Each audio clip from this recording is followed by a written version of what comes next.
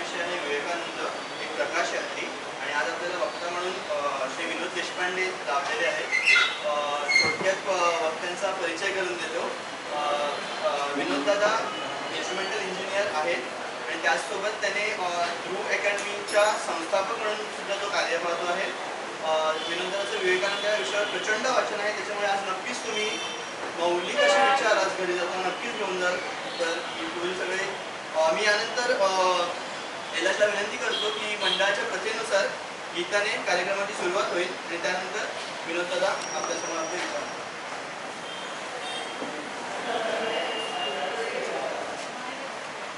सेवा है यज्ञ कुंड समिधा समहम जले, सेवा है यज्ञ कुंड समिधा समहम जले, ध्येय महासागर में सरित रूप हम मिले, ध्येय महासागर में सरित रूप हम मिले. सेवा है यज्ञ कुंड समिधा समहम जले, सेवा है यज्ञ कुंड समिधा समहम जले, ध्येय महासागर में सरित रूप हम मिले, ध्येय महासागर में सरित रूप हम मिले. लोक योग क्षेम ही राष्ट्र अभय गान है, लोक योग क्षेम ही राष्ट्र अभय गान है, सेवारत व्यक्ति व्यक्ति राष्ट्र का ही प्राण है, सेवारत व्यक्ति व्यक्ति राष्ट्र का ही प्राण है. सेवा है यज्ञ कुंड समिधा समहम जले, सेवा है यज्ञ कुंड समिधा समहम जले, ध्येय महासागर में सरित रूप हम मिले, ध्येय महासागर में सरित रूप हम मिले. ऊंच नीच भेद भूल एक हम सभी रहे, ऊंच नीच भेद भूल एक हम सभी रहे, सहज बंधु भाव हो राग द्वेष ना रहे, सहज बंधु भाव हो राग द्वेष ना रहे, सर्वाधिक प्रकाश हो ज्ञान दीप बाल दो, सर्वाधिक प्रकाश हो ज्ञान दीप बाल दो, चरण शीघ्र दृढ़ पड़े ध्येय शिखर हम चढ़े, चरण शीघ्र दृढ़ पड़े ध्येय शिखर हम चढ़े. सेवा है यज्ञ कुंड समिधा समहम जले, सेवा है यज्ञ कुंड समिधा समहम जले, ध्येय महासागर में सरित रूप हम मिले, ध्येय महासागर में सरित रूप हम मिले. मुस्कुराते खिल उठे मुकुल पात पात में, मुस्कुराते खिल उठे मुकुल पात पात में, लहर लहर सम उठे हर प्रघात घात में, लहर लहर सम उठे हर प्रभात घात में, सुख निंदा लाभ लोभ यश विरक्ति छाव से, स्तुति निंदा लाभ लोभ यश विरक्ति छाव से, कर्म क्षेत्र में चले सहज स्नेह भाव से, कर्म क्षेत्र में चले सहज स्नेह भाव से, सेवा है यज्ञ कुंड समिधा समहम जले, सेवा है यज्ञ कुंड समिधा समहम जले, ध्येय महासागर में सरित रूप हम मिले, ध्येय महासागर में सरित रूप हम मिले. दीनहीन सेवा ही परमेश की अर्चना, दीनहीन सेवा ही परमेश की अर्चना, केवल उपदेश नहीं कर्म रूप साधना, केवल उपदेश नहीं कर्म रूप साधना, मन वाचा कर्म से सदैव एक रूप हो, मन वाचा कर्म से सदैव एक रूप हो, शिव सुंदर नव समाज विश्व वंद हम गढ़े, शिव सुंदर नव समाज विश्व वंद्य हम गढ़े. सेवा है यज्ञ कुंड समिधा समहम जले, सेवा है यज्ञ कुंड समिधा समहम जले, ध्येय महासागर में सरित रूप हम मिले, ध्येय महासागर में सरित रूप हम मिले, ध्येय महासागर में सरित रूप हम मिले. ध्येय महासागर में सरित रूप हम मिले.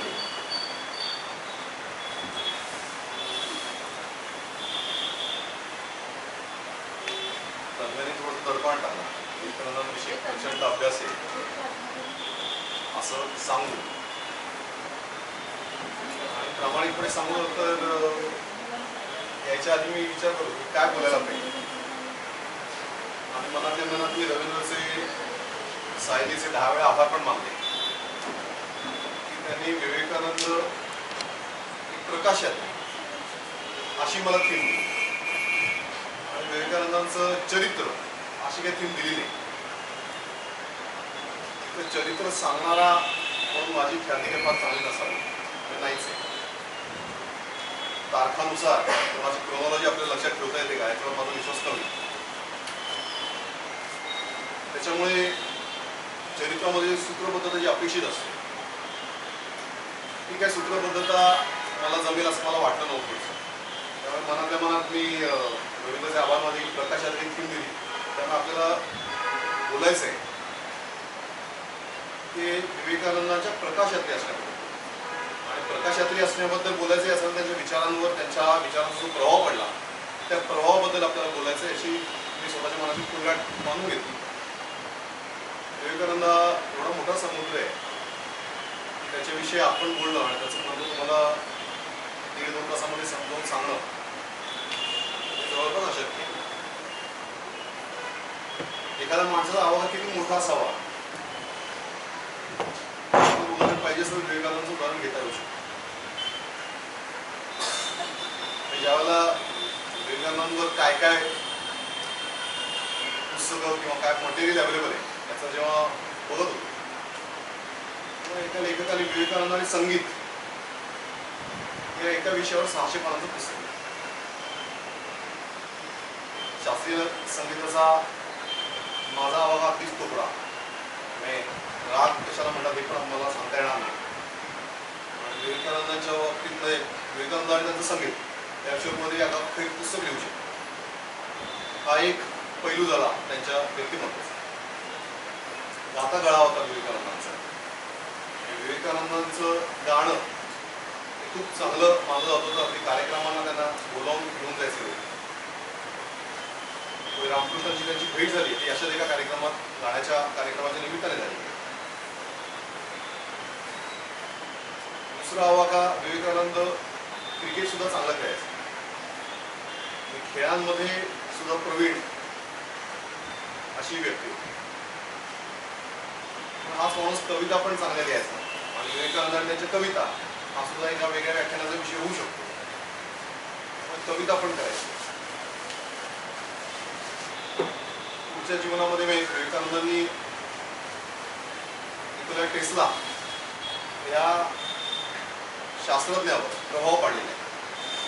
आणि इनफॅक्ट ज्याला तहानभूक जो माणूस हरपत होता आपला अभ्यास करताना किंवा आपलं संशोधन करताना तो टेस्ला विवेकानंदांच्या व्याख्यानाला आवर्जून उपस्थिती लावायचा. आणि त्याला असं वाटलं की त्याच्या संशोधनामध्ये काही सूत्रे विवेकानंदांच्या भाषणातून त्याला मिळाली. आणि विवेकानंदांना विज्ञानाचं अंग खूप चांगल्या गतीने अवगत होतं.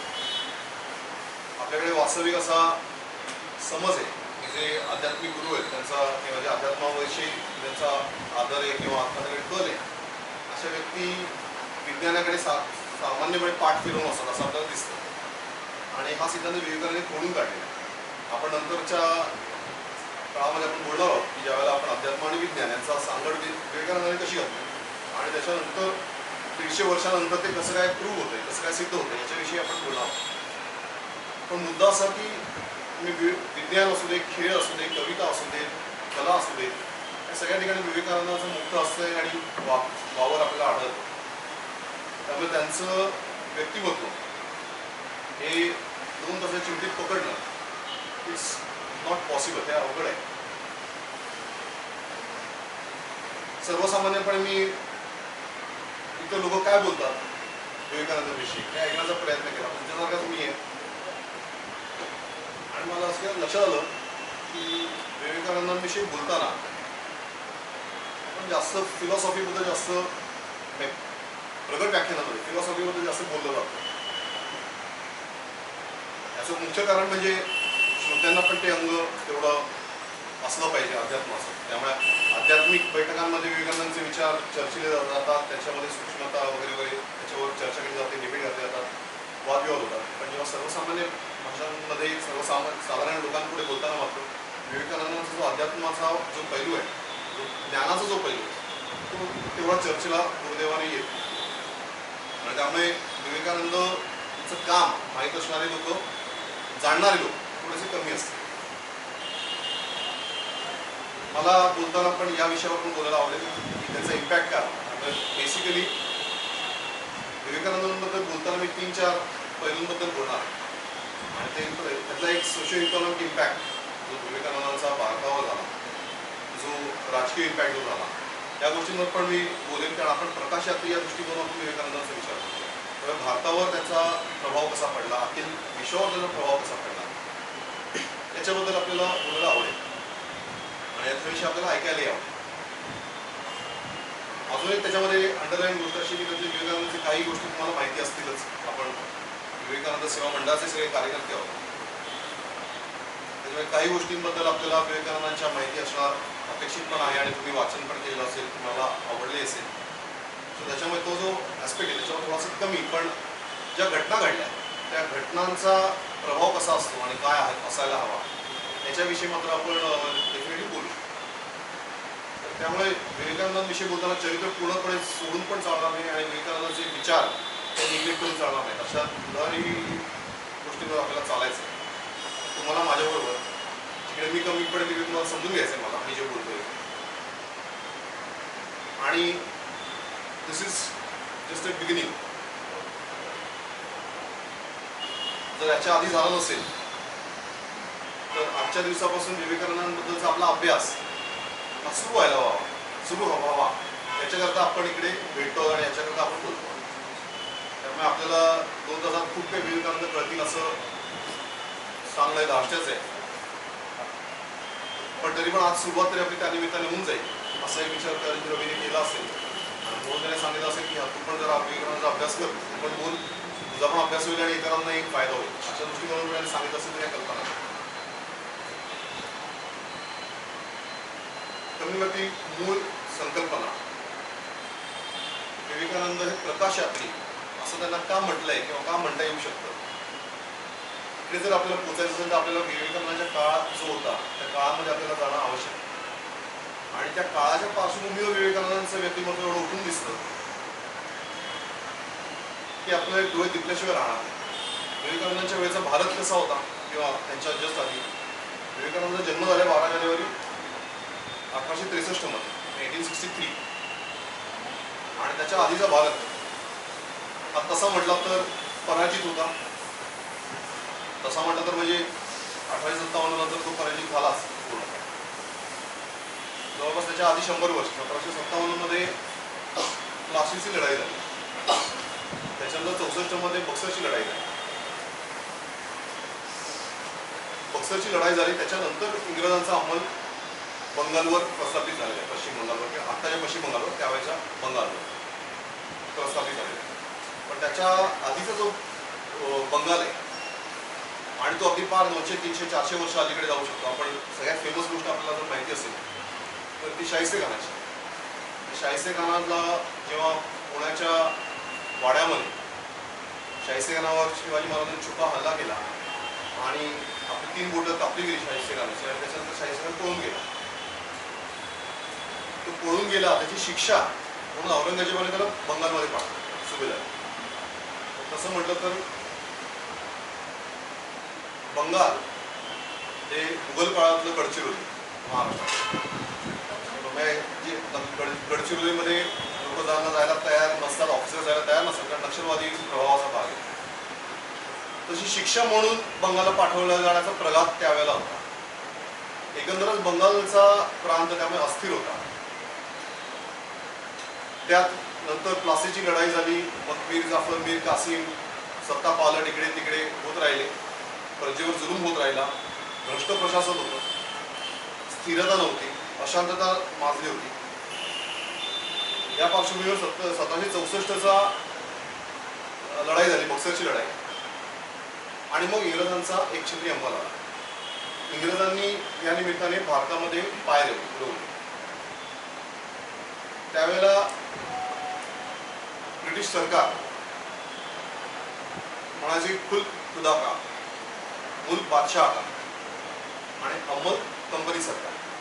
म्हणजे जे विश्व आहे, जे जग आहे ते जग देवाचं आहे. जो मुलूक आहे, जो देश आहे, प्रदेश आहे, प्रांत आहे, त्याच्यावर तो बादशाहच आहे. मात्र त्याच्यावरची अंमल, कंट्रोल, नियंत्रण कोणाचं आहे तर ते कंपनी सरकारचं आहे. अशा प्रकारची रचना होती. तर ब्रिटिशांकडे दाखल होत होता. त्याच्यामुळे कलकत्त्यामध्ये स्थिरता आली. आणि ही स्थिरता कलकत्त्यासाठी एका परीने वरदान ठरली. आणि त्यामुळे त्यावेळेचे जे पश्चिम बंगालचा जो लोकांमध्ये जी प्रगती झालेली आहे त्या ब्रिटिश सरकारच्या स्थिरतेची देणगी असं म्हटलं तर तिथे खूप चुकीचे असं ठरणार. ब्रिटिशांच्या सरकारवरचा सूर्य कधी मावळत होता एवढा त्यांचा जॉग्राफिकल म्हणजे आपण जगभरामध्ये ब्रिटिश सरकार पसरलं होतं. जे सरकारी अधिकारी जे भारतामध्ये आले होते त्यावेळेला दोन प्रामुख्याने दृष्टिकोनातून ब्रिटिशांनी भारतावर राज्य केलं. म्हणजे त्यांच्यावर ज्या विचारधारांचा प्रभाव होता त्यातला एक प्रभाव आहे तो युटिलिटेरियनिझम किंवा उपयोगितावाद ज्याला म्हणतात. उपयोगितावाद म्हणजे काय, एका माणसाचं दुसऱ्या माणसाने शोषण केलं तर इथे चालण्यासारखं आहे आणि आपल्याला अल्टिमेटली सुख माझं महत्त्वाचं आहे, त्याच्याकरता 2-4 माणसांचे किंवा काही समाजांचे जर बळी जात असेल तर त्याला काही फार वावडं असण्याचं काही कारण नाही असा मानणारा एक ब्रिटिश वर्ग होता. तो भारतामध्ये आला होता. त्याच्यामुळे भारताचं जेव्हा शोषण झालं त्याच्याबद्दल या सिव्हिलाइज्ड किंवा सभ्यता मानणाऱ्या देशातल्या अधिकाऱ्यांना त्याचं काही फार वाईट वाटत नव्हतं जेव्हा भारताचं शोषण होतं त्यावेळेला. आणि भारताचं शोषण खूप मोठ्या प्रमाणावर झालेलं आहे. म्हणजे आपण 100 वर्ष अजून अलीकडे गेलो 1705 साली औरंगजेबाचा मृत्यू झाला. औरंगजेब ज्यावेळेला होता त्यावेळेला औरंगजेबाचं सालाना जे इन्कम आहे ते जवळपास $45 मिलियन आहे आणि त्यावेळेला ब्रिटनच्या राजाचं जे इन्कम होतं ते फक्त $4.5 मिलियन आसपास होतं. म्हणजे आपण त्यांच्यापेक्षा 10 पटीने जरी श्रीमंत होता त्यावेळेला भारत औरंगजेबाचा जर अधिपत्याचा भारत तुम्ही बघितला तर हा प्रचंड मोठा आहे. म्हणजे कंदाहारपासून ते साऊथ इंडियाच्या पर्यंत अर्थात एक मोठा हिस्सा साऊथ इंडियामधला औरंगजेबाला त्याच्यावर विजय मिळवता आलेला नाही, महाराष्ट्रावर पण विजय मिळवता आलेला नाही. तरी सुद्धा जे अमाऊंट जे सालाना इन्कम आहे ते खूप जास्त मोठं होतं औरंगजेबाचं. त्यामुळे आपण त्याच्यापेक्षा श्रीमंत होतो आणि त्या श्रीमंतीच्या शोधामध्येच ब्रिटन आणि इतर युरोपियन देश आपल्याकडे आले आणि इनफॅक्ट आता नवीन जसा विचार समोर यायला लागला आणि विशेषतः भारतीय विचार जो पुढे यायला लागला त्याच्यामध्ये आपल्याला असं दिसून येतं की जो भारतामध्ये उत्पन्न होणारा रेव्हेन्यू होता किंवा भारतामधून जे मिळणारं उत्पन्न होतं त्या उत्पन्नातून युरोपियन देशांमधली जी हे आहे भारत एकता नव्हे भारतीय उपखंड आपण म्हणूया आणि ज्या कॉलनीज आहेत त्या वसाहतींमधून मिळणाऱ्या उत्पन्नाने इंडस्ट्रियल रिव्हॉल्युशन स्पॉन्सर केली एका प्रकारे असं आपल्याला म्हणता येऊ शकतं. पण हा मुद्दा हळूहळू पुढे याच्या येणाऱ्या काळांमध्ये कदाचित आणखी विकसित होईल आणि कदाचित त्याला सर्व मान्यता मिळेल. Coming back to the point, आपण जर बंगालचा विचार केला तर बंगालमध्ये आपण स्थिरता जी आली आहे ती ब्रिटिशांच्यामुळे आली. हे ब्रिटिश दोन दृष्टिकोन, एक पहिला म्हणजे उपयोगितावाद या दृष्टिकोनातून ते भारतामध्ये आले आणि दुसरा एक विचारधारेतून ब्रिटिश वर्ग इकडे भारतामध्ये आलेला होता तो म्हणजे व्हाईट मॅन्स बर्डन ज्याला म्हणतात किंवा आम्ही इथे सिव्हिलाइज इथे सभ्यता पसरवण्याकरता आलो. तुमच्याकडे सभ्यता नाहीच, तुमचं जे जगणं आहे ते अगदी किडामुंगीचं जगणं आहे आणि आम्ही तुम्हाला मानवी जीवन देण्याकरता इकडे आलेलो आहोत असावर याच्यावर ठाम विश्वास असणारे काही अधिकारी होते. लॉर्ड बेंटिक त्यावेळेला जो गव्हर्नर जनरल होता तो त्या परंपरेतला होता. त्यामुळे ब्रिटिश लोक जेव्हा भारतात आले त्यांनी सुरुवातीला ठरवलं होतं की आपण भारतामध्ये जे शिक्षण व्यवस्था म्हणजे ब्रिटिशांची सत्ता स्थापन झाली मग आता ॲडमिनिस्ट्रेशनचा भाग आला तर त्यावेळेला ब्रिटनमध्ये शिक्षण कशा पद्धतीने द्यायचं असा जेव्हा विचार झाला त्याला पहिले ब्रिटिशांचा विचार असा होता की भारतामध्ये जी एक्झिस्टिंग जी त्यांची पूर्वापार चालणारी शिक्षण पद्धती चालू ठेवा आणि त्याच्यामध्ये संस्कृत मधल्या पाठशाळा आणि उर्दू मदरसे दोन्ही गोष्टी चालू ठेवाव्यात असा प्रारंभी विचार झाला. पण त्यावेळेला भारतामध्ये उदयाला आलेला जो नवीन वर्ग होता बंगालमध्ये आलेला राजाराम मोहन राय आपल्याला त्याचं प्रातिनिधिक स्वरूपात बघता येईल. त्यांनी पाश्चात्य देश बघितले होते, त्यांनी पाश्चात्य देशाचं शिक्षण बघितलं होतं. त्यांना राजाराम मोहन राय यांनी भारतातलं जीवन बघितलं होतं. भारत संस्कृती प्रगाढ पंडित होते राजाराम मोहन राय. त्यांनी आग्रह धरला, त्याची मैत्री पण होती गव्हर्नर जनरलशी. त्यांनी आग्रह धरला की तुम्ही भारतामध्ये मॉडर्न आधुनिक शिक्षण तुम्ही इंट्रोड्यूस करा आणि भारतामधल्या ब्राह्मण समाजाची एक चळवळ त्यावेळेला खूप मोठ्या प्रमाणावर सुरू होते. धर्म सुधारणेची चळवळ आहे. एकंदरच आपण जर जनजीवन बघितलं त्यावेळेचं तर ते खालच्या पातळीवर पोचलं होतं. म्हणजे जनजीवन मी म्हणतो. सतीची प्रथा आणि बालविवाह बंगालमध्ये तर आणखी त्याची परिस्थिती अत्यंत वाईट होती. सती जाणं हे स्त्रियांना भाग पाडलं आहे. एखाद्या स्त्रीचा नवरा गेला की त्याच्या नवरीला सती जाणं म्हणजे त्या नवऱ्याला ज्या चितेमध्ये त्याच चितेवर त्या स्त्रीला पण ढकललं जायचं आणि अक्षरशः ढकललं जायचं. म्हणजे तिला मादक द्रव्य पाजली जायची, मिरवणूक निघायची, त्या धुंदीत त्या स्त्रीला चितेपर्यंत आणलं जायचं. तिचा रडण्याचा ओरडण्याचा आवाज येऊ नये म्हणून चितेच्या अवतीभोवती ढोल वाजवला यायचे. जर तिची धुंदी उतरणं स्वाभाविक आहे, आगीच्या ज्वाळाने तिची जर धुंदी उतरली तर ती बाहेर पळायचा प्रयत्न करायची. त्यावेळेला तिला परत काठ्याने ढकलून ढोसून आतमध्ये टाकलं जायचं आणि मग त्या सतीची नंतर देवत्वाकडे स्थापना होती. ही सर्वसामान्यपणे राजाराम मोहन रॉय सारखे जे संवेदनशील व्यक्ती होत्या त्यांनी स्वाभाविकपणे याच्या विरोधात चळवळ, जेव्हा मॉडर्न ज्यांनी लाईफ बघितलं त्याच्या विरोधात त्यांनी चळवळी सुरू केल्या. ब्राह्मो समाजाची स्थापना झाली. राजाराम मोहन रॉय, देवेंद्रनाथ ठाकूर यांनी मिळून ती स्थापना केली आहे. ब्राह्मो समाज हा वेदांतिक तत्वांवर विश्वास ठेवणारा होता, विश्वास ठेवणारा नव्हता. नंतरच्या काळात केशवचंद्र सेन पण होते आणि इतरही अनेक लीडर्स त्याच्यामध्ये होते. नंतरच्या काळात त्याच्यामध्ये फूट पडली आणि वेगवेगळ्या केशवचंद्र सेनांची ॲक्च्युली फुटीचा पहिला जो भाग होता तो केशवचंद्र सेनांचा होता, कारण ब्राह्मो समाजाने बालविवाहाला होऊ नये याच्याकरता त्यांनी प्रयत्न केले होते.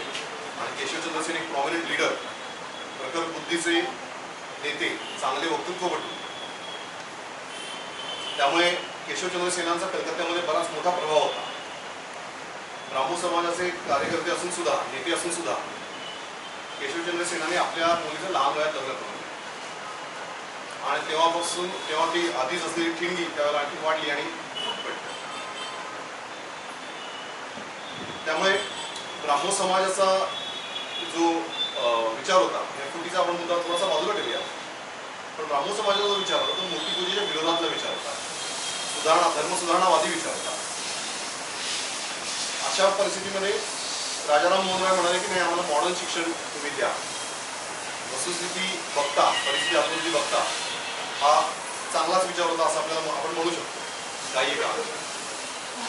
आणि मग त्याच्यामुळे ब्रिटिशांनी जो त्यांचा विचार जो होता तो सोडला आणि त्याच्यामध्ये मॉडर्न शिक्षण देण्याचा भारतामध्ये प्रयत्न केला.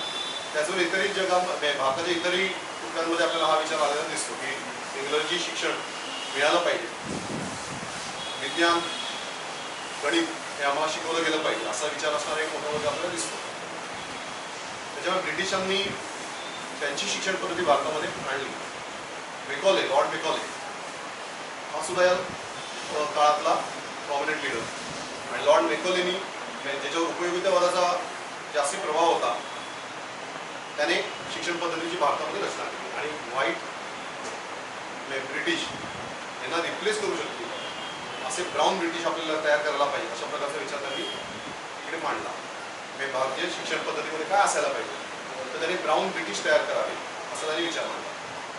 त्याला प्रत्युत्तर म्हणून पुढे विवेकानंदांनी म्हटलेलं आहे की ब्रिटिशांच्या शिक्षण पद्धतीमध्ये विवेकानंद ब्रिटिश शिक्षण पद्धतीच शिकले, पण त्या शिक्षण पद्धतीचा सूत्र काय आहे तर मुलगा पहिल्या इयत्तेत गेला तर त्याला सांगावं की तुझा बाप मूर्ख होता, दुसऱ्या इयत्तेत, हे विवेकानंद शब्द आहे, दुसऱ्या इयत्तेत गेल्यावर सांगावं तुझा आजा मूर्ख होता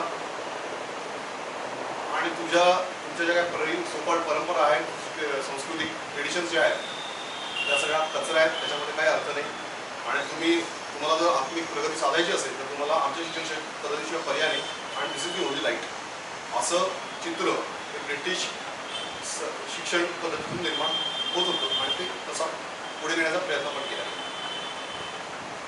या पार्श्वभूमीवर विवेकानंदांचा जन्म झालेला आहे. धार्मिक सुधारणांचा एक चळवळ तिकडे थोडीशी सुरू झालेली आहे आणि एक प्रभाव त्याचा थोडासा पडत चाललेला आहे, वाढत चाललेला आहे. विवेकानंदांचे वडील विश्वनाथ दत्त, विवेकानंद नाव होतं नरेंद्रनाथ दत्त. विश्वनाथ दत्त त्यांचे वडील हे मात्र या धर्म आणि इतर गोष्टींपासून त्या फार त्याच्यामध्ये गुंतणारे नव्हते.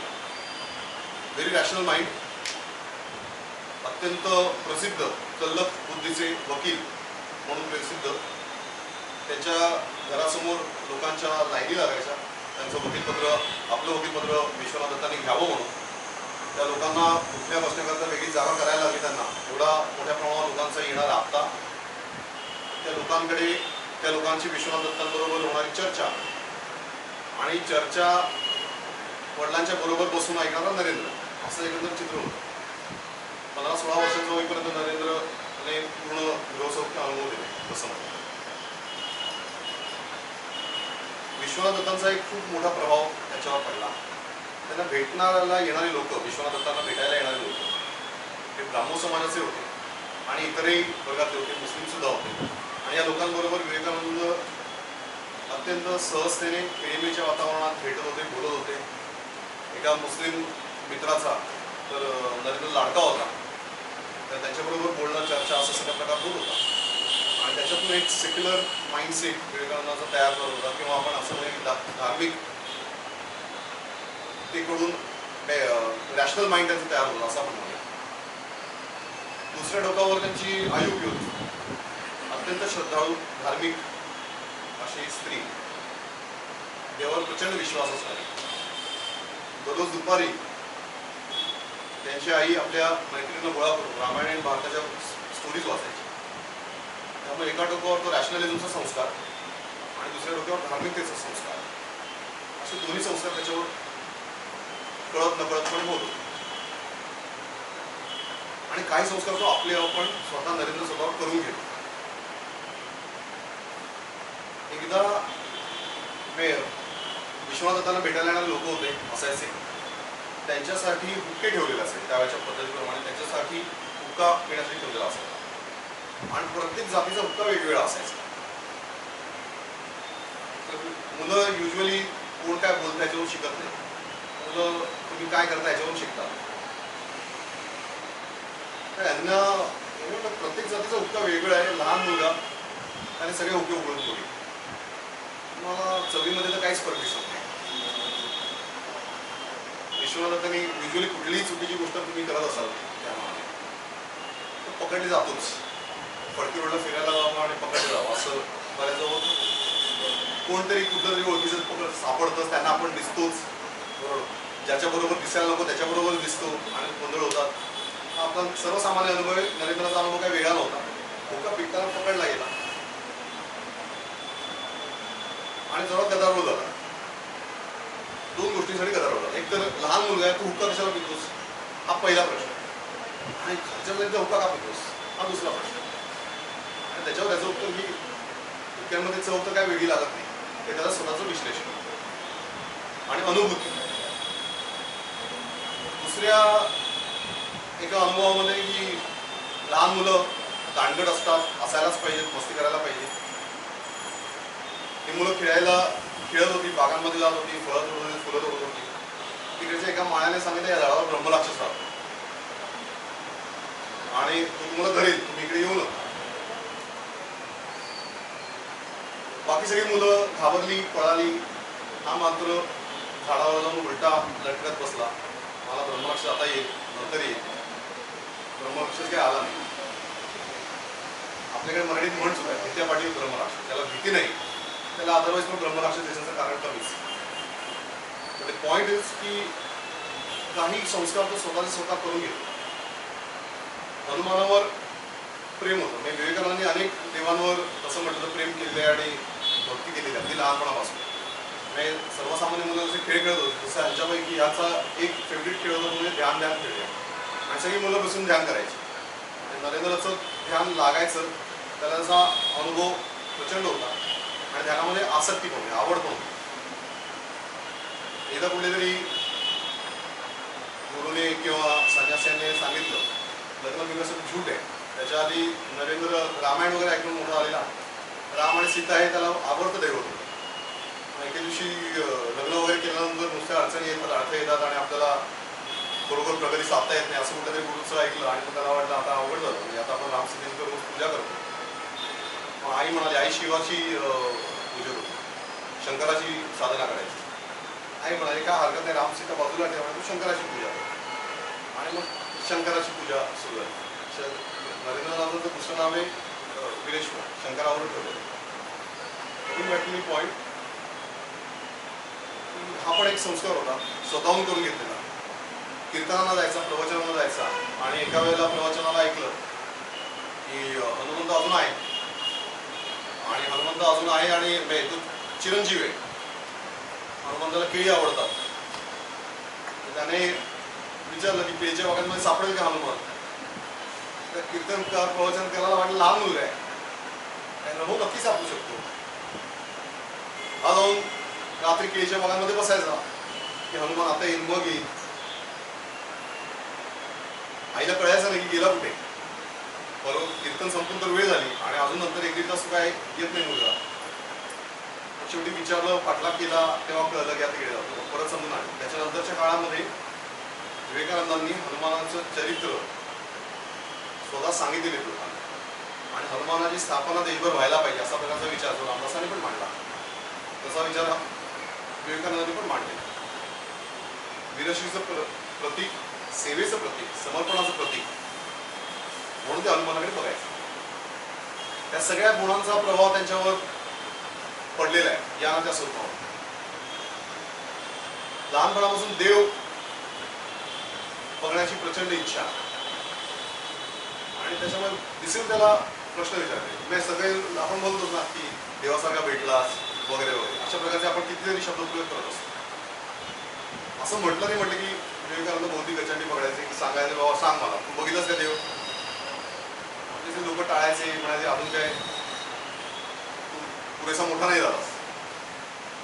देव काय ॲडल्ट गोष्ट नाही आहे मोठा झाल्यानंतर बघायची. पण आपल्याला सांगण्याला काय, कारण आपल्या मी खूप कमी जणांनी देव बघितलेला असेल किंवा नसेलच बघितला इथे असताना. देवेंद्र ठाकूरांना पण एकदा विचारलं तर ठाकूर हुशार माणूस ते म्हणाले की तुझे डोळे अगदी योग्यासारखे दिसतात. विषय टाळला, देव दिसला का नाही दिसला माहीत नाही. पुढे कॉलेजमध्ये जेव्हा गेले म्हणजे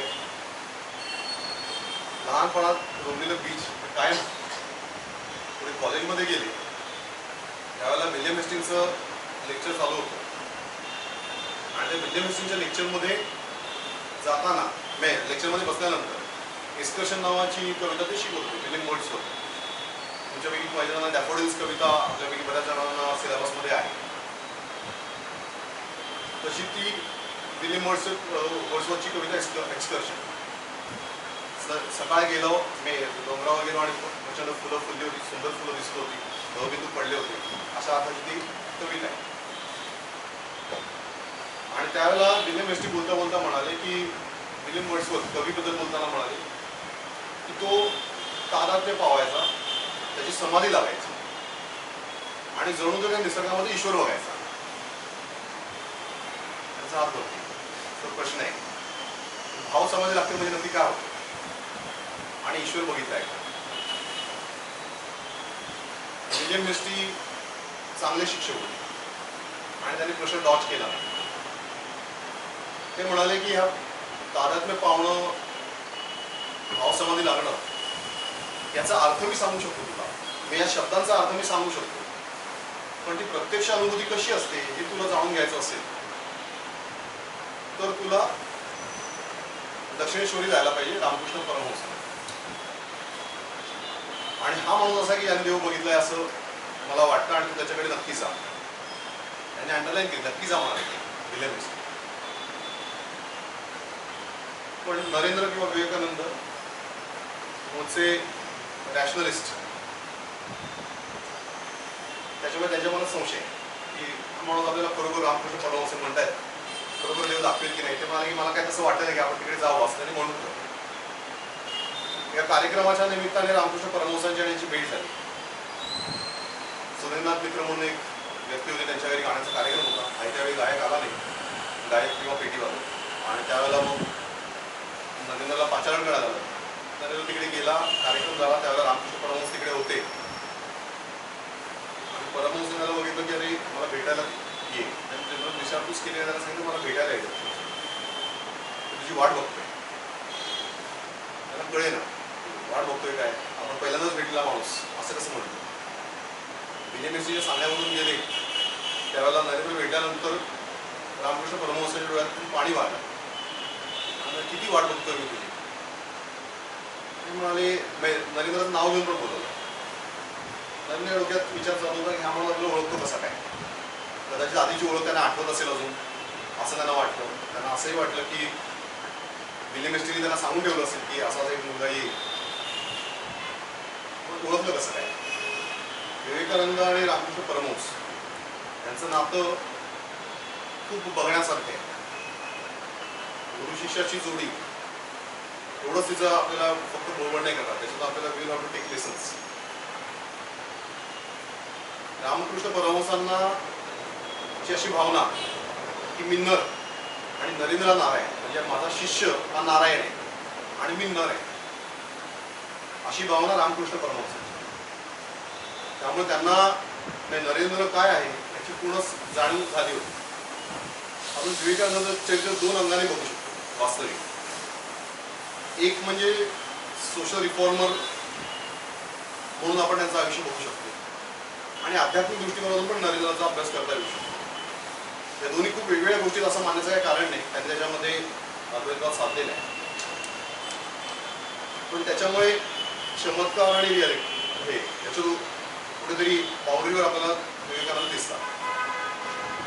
पण माझा मुद्दा असा की रामकृष्ण परमहंस यांचा आपण जर विचार केला तर परमहंसांनी नरेंद्रकडे एकदम वेगळ्या दृष्टीकोनातून त्याच्यामुळे बघितलं आणि त्यांच्या नंतरच्या काळामध्ये नातं खूप चांगलं दृढ निर्माण झालं. विवेकानंदाचा प्रश्न परत परमहंसांना, तुम्ही देव बघितलाय का? आणि परमहंस म्हणाले की हो, मी तुला जेवढ्या स्पष्टतेने बघतोय तेवढ्याच किंवा त्याच्यापेक्षाही अधिक स्पष्टतेने मी देवाला सुद्धा बघू शकतो. असं उत्तर देणारा नरेंद्रांना हा एकमेव माणूस मिळाला होता आतापर्यंत. एवढ्या वर्षांची जो प्रश्न पडलेला आहे त्या प्रश्नाच्या छातीतोडपणे उत्तर देणारा हा माणूस आहे. पण नरेंद्राचा त्याच्यावर विश्वास नाही बसला आणि त्याने वेगवेगळ्या अंगाने त्याची परीक्षा पण घेतली आणि नरेंद्राचे आणि रामकृष्णांचे वाद झाले. संवाद हा बऱ्याचदा वादांमध्ये पण झालेला आहे. वाद झालेले आहेत, भांडणं झालेली आहेत, बरोबर, आपला मुद्दा बरोबर आहे किंवा चूक आहे याच्या संदर्भातले ते वाद आहेत. नरेंद्रने किंवा विवेकानंदांनी आडमुठेपणा पण केलेला आहे, दाखवलेला आहे.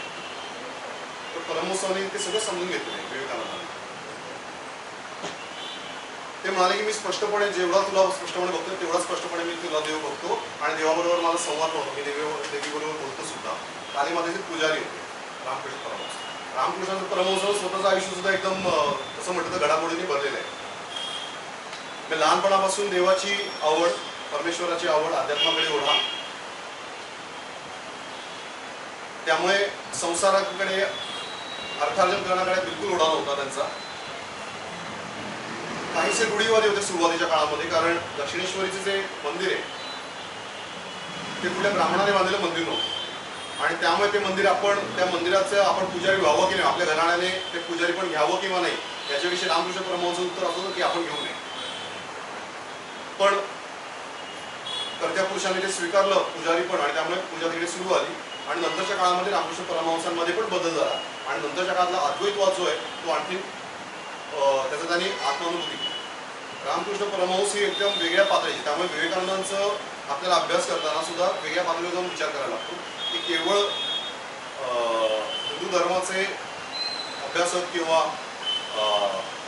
प्रचारक म्हणून त्यांच्याकडे आपल्याला बघता नाही येत. रामकृष्ण परमहंस हा असा एक व्यक्ती होता की ज्यांनी हिंदू धर्मातून प्रत्यक्ष जे अंतिम तत्व जे आहे, जो परमेश्वर आहे, त्याचा अनुभव घेतलाच. पण त्यांनी इस्लाम धर्माची ऑफिशियल दीक्षा घेतली. इस्लाम धर्माचा सुफी पंथाचा जो अभ्यास आहे तो त्यांनी केला. गोविंदराय त्यांचे हा सुफी संत, त्यांनी यांना रामकृष्ण परमहंसांना मार्गदर्शन केलं. त्याच्यामधून त्यांनी अंतिम तत्वाचा, इस्लाम धर्मामधून सुद्धा अंतिम तत्वाचा त्यांनी अनुभव घेतला. त्याच्यानंतर त्यांनी ख्रिश्चन धर्माचा पण बाप्तिस्मा घेतला, ख्रिश्चन धर्म स्वीकारला आणि त्याच्यातून त्यांनी ख्रिश्चन धर्मातून पण त्याच ईश्वरी तत्वाचा अनुभव घेतला. त्यामुळे एवढी मोठी अथॉरिटी असणारा गुरु हा विवेकानंदाला लाभला.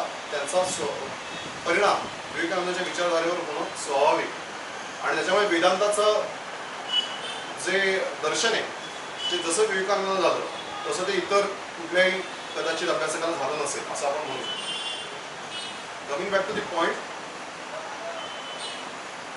विवेकानंदांना परमेश्वर दर्शन आपल्याला व्हायला पाहिजे. आणि हा जो संवाद आहे त्याच्यामध्ये ते म्हणतात की रामकृष्ण परमहंस वैशिष्ट्य काय. रामकृष्ण परमहंस म्हणाले, अरे मी कोण तुला दाखवणार, तुलाच दिसेल, मी तुला दाखवण्याची गरज नाही, तुला दिसेल. मार्गक्रमणात चालू ठेव. विवेकानंदांनी परीक्षा घेतली रामकृष्णाची. रामकृष्ण बोलता बोलता एकदा म्हणाले होते की मला द्रव्याचा जरा सुद्धा मोह नाही आणि मला चटका बसल्याचा फिलिंग येतो. त्यांनी त्याच्या गादीखाली नाणं ठेवलं आणि दरवाजाच्या मागे लपून बसले. विवेकानंदांनी रामकृष्ण परमहंसाच्या गादीखाली नाणं ठेवलं आणि लपून बसले. रामकृष्ण परमहंस बसले गादीवर आणि चटका लागल्यासारखे उठले. ते मला काहीतरी चटका लागला. विवेकानंद बाहेर आले, त्यांनी सांगितलं मी नाणं ठेवलं होतं आणि माफी मागितली. रामकृष्ण परमहंस चिडले नाहीत, रागवले नाही. गुरुची परीक्षा बघणारा शिष्य बघून पण त्यांना असं वाटलं नाही की काय माझ्यावर विश्वास त्यांनी ठेवायला पाहिजे, असं काय त्यांचा आग्रह नव्हता. वेगळ्या दृष्टिकोनातून त्यांनी तपासून घेतलेले रामकृष्णांना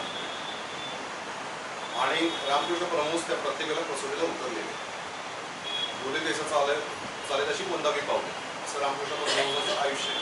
अदरवाईज जो मगाशी त्यांच्या आयुष्यातला अजूनही महत्त्वाचा घटक होता तो म्हणजे त्यांचं परमहंस जरी असले तरी त्यांच्या पत्नी होत्या. त्यावेळेच्या प्रथेनुसार लहान वयात लग्न झालेलं. शारदा माता 5 वर्षाचा असताना लग्न झालं. रामकृष्ण परमहंस त्यांच्यापेक्षा 18 वर्षांनी मोठे. मुलगी वयात आल्यानंतर तिला सासरी पाठवलं. त्यावेळेला परमहंसाने तिला सांगितलं की बघ बाई, तुला मला काय ते संसार करण्यामध्ये इंटरेस्ट नाही, रस नाही आहे, तुला माझ्याबरोबर राहायचं नसेल तर तुला तुझा मार्ग मोकळा आहे. 1850च्या आसपासच्या काळात असं म्हणण्याला खरोखर किती अर्थ आहे हा प्रश्नच आहे. असं म्हणणंही सुद्धा त्यावेळेच्या मानाने खूप मोठी गोष्ट होती की तुला तुझा मार्ग मोकळा आहे. शारदा मातांना पण काही दुसरा पर्याय असेल असं नाही आणि त्यांच्यावर ते संस्कार झालेले जे रामकृष्ण परमहंसांवर झालेले. त्या म्हणाल्या की याच्यापुढे तुमचा जो मार्ग तोच माझा मार्ग. आणि त्याच्यानंतर मुलांनी सेवेला वाहून घेतले. त्यामुळे असा अद्वितीय संसार ज्याला आपण म्हणूया. कधीही परमहंसांनी आपल्या पत्नीला शारदा मातांना अगं या नावाने हाक नाही, अहो असंच नाही म्हटलं. एकदा फक्त कधीतरी अशी घटना घडली की त्यांनी आपल्या पत्नीला अगं म्हणून हाक मारली आणि त्याच्यानंतर जसं रडले की असं कसं झालं. पण अदरवाईज पूर्ण वैराग्य पाळलेला मानलेला माणूस म्हणजे रामकृष्ण परमहंस. त्यांच्याबरोबर विवेकानंद शिकतायत, त्यांच्याकडे विवेकानंद शिकतायत. वेगवेगळ्या विषयांवर चर्चा वादविवाद होते, अद्वैतवाद समजावून सांगितलं जातोय आणि विवेकानंद पटत नाही. रामकृष्ण परमहंस त्या कालीमातेचे पुजारी, विवेकानंदांवर ब्राह्मो समाजाचे संस्कार, मूर्तीपूजा मानणार नाही असं म्हणणारे विवेकानंद, मूर्तीपूजा कधीही करणार नाही असं सही करून दिलेलं आहे विवेकानंद. ते आणि त्यांचा मित्र राखाल तो सुद्धा असाच ब्राह्मो समाजाचा उपासक. पण रामकृष्ण परमहंसाच्या सान्निध्यात आले आणि विचार बदलले. हे अनुभव ब्राह्मण समाजाच्या संस्थापक सदस्यांपैकी किंवा महत्त्वाच्या सदस्यांपैकी ज्यांचं यशवंत असेल त्यांचा पण अनुभव तसाच की परमहंसाच्या संपर्कात आले आणि बदलले, अंतर्बाह्य बदलून गेलेले व्यक्ती. हा पण एक खरं तर विचार करण्याचा मुद्दा आहे आणि भारतीय संस्कृतीतला एक महत्त्वाचा घटक आहे. एवढ्या सुशिक्षित म्हणजे त्यावेळेला विवेकानंद पण BSc होते. एवढ्या सुशिक्षित वर्गावर प्रभाव टाकणारा रामकृष्ण परमहंस हा माणूस स्वतः निरक्षर आहे. म्हणजे ज्याला आपण पुस्तकी भाषेत किंवा अकॅडमिक्स या कॉन्टेक्समध्ये विचार करायला झाला तर तो निरक्षर आहे, त्याला काही ज्ञान नाही. मात्र आध्यात्मिक गुरु म्हणून त्याच्याकडे अफाट ज्ञानाचं भंडार आहे. आपल्याकडे असं पण भव्य कफनी बघितली की साष्टांग दंडवत घालण्याचा टेंडन्सी आहे. आपल्या मनात प्रतिप्रश्न येतच नाही, हा माणूस योग्य असेल किंवा बरोबर असेल. जो भव्यावस्थेतल्या माणूस जो सांगतो तो आणि आता बरोबर त्याच्याबरोबर सरकारी अधिकारी आले त्यांना कधी प्रतिप्रश्न केले जात नाही की असं कसं तुम्ही म्हणता, असं कोणी म्हणत नाही. तुम्हाला सांगितलं की पुढच्या सोमवारी या तर गपचूप पुढच्या सोमवारी यायचं, अदरवाईज लाईफ टाईम भोगायचं, असाच प्रकार होता.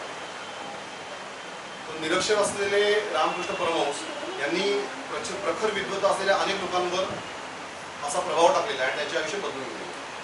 तर ब्राह्मो समाजाचा आदर्श मानणारे विवेकानंद एका कालीमातेच्या पूजकाकडे येतात, रामकृष्ण परमहंस नावाच्या, आणि त्यांच्याबरोबर राहतात. त्यांचे वादविवाद खूप वेळा झालेले आहेत. आणि रामकृष्ण परमहंस म्हणाले त्यांना की तुला नसेल पडत जा चालता हो. तर विवेकानंद म्हणाले की नाही, मला तुमचे विचार नाही पडत, पण मला तुम्ही व्यक्ती म्हणून आवडता आणि माझं प्रेम आहे तुमच्यावर म्हणून मी येतो इकडे, आणि मला ती मोहिनी अजून सोडवता येत नाही. म्हणजे संबंध केवढ्या गहिरे असतील, प्रखर बुद्धिमत्ता असेल, रॅशनल इंटॅक्ट असलेला माणूस येतो, तो बुद्धिवादावर वाद घालतो, म्हणजे आता आपल्याला काम करताना हा आदर्श ठेवायला पाहिजे. माझं रॅशनल जरी कायम असलं, मला तुमचा मुद्दा पटत नसला तरी म्हणून एकत्र येण्याबद्दल काय अडचण असायची कारणच नाही. विवेकानंद त्याच्यामुळे रामकृष्ण परमहंस हौसाकडे येत होते, अद्वैतावर चर्चा, वादविवाद चालत होते. एक दिवस प्रताप नावाचा त्याचा मित्र आणि विवेकानंद बोलत होते आणि अद्वैतावर चर्चा चालू होती. बघा, मला तर रामकृष्ण परमहंस असं म्हणतात, अद्वैतवाद आहे. अद्वैतवाद म्हणजे काय? समोरच्या माणसामध्ये, समोरच्या व्यक्तीमध्ये आजूबाजूला असलेल्या जे चैतन्य आहे तेच माझ्यामध्ये, देयर इज नो डिफरन्स. आजूबाजूच्या सगळ्या विश्वामध्ये जे चैतन्य भरलेले तेच माझ्यामध्ये, हा अद्वैतवाद. ते आणि मी आम्ही वेगळे नव्हेच असं सांगणारा अद्वैतवाद. तर तो प्रताप म्हणाला की अद्वैतवाद आहे. विवेकानंद म्हणाले वेळ आहे का, त्यांना काही सांगू दे, पण असं काय नसतं. अद्वैतवाद असेलच तर तो समोर चालले गाढव आणि तू यांच्यामध्ये एक साम्य असेल, माझ्यात आणि त्याच्यात सामान्य नाही म्हणाले, आणि हसायला लागले. परमहंस तिकडनं चालले होते. परमहंसाने विचारलं काय झालं. विवेकानंदाने सांगितलं की हा म्हणतो की गाढव आणि मी म्हणतो की गाढव आणि तो यांच्यामध्ये अद्वैत आहे. परमहंसाने कपाळावर हात ठेवला, डोकं अंगठा ठेवला. शहादात त्यांना असं विवेकानंद लिहून ठेवले, माझ्या अंगामध्ये उष्णता निर्माण झाली, माझ्या अंगात एक ऊर्जा स्त्रोत प्रचंड रुजतोय असं मला वाटलं, आणि आजूबाजू सगळं विश्व फिरतंय असं मला भास झाला. त्याच्यामध्ये ज्या गोष्टी आजूबाजूला सगळ्या एकमेकांमध्ये मिसळून गेल्या होत्या आणि ते चैतन्य सगळं मला दिसत होतं, जे माझ्यामध्ये तेच तिकडे आहे असं मला जाणवलं. मी ओरडलो, काय करताय तुम्ही. त्याने हात काढला आणि मला तुला एक अनुभव दिला, पण आता मी तुझं मायाचं आवडून घालतो, आणि कारण तुझ्याकडून मला इतरही गोष्टी करून घ्यायच्या. विवेकानंदाची अजून परमेश्वर दर्शनाची आस अजून मिटली नव्हती.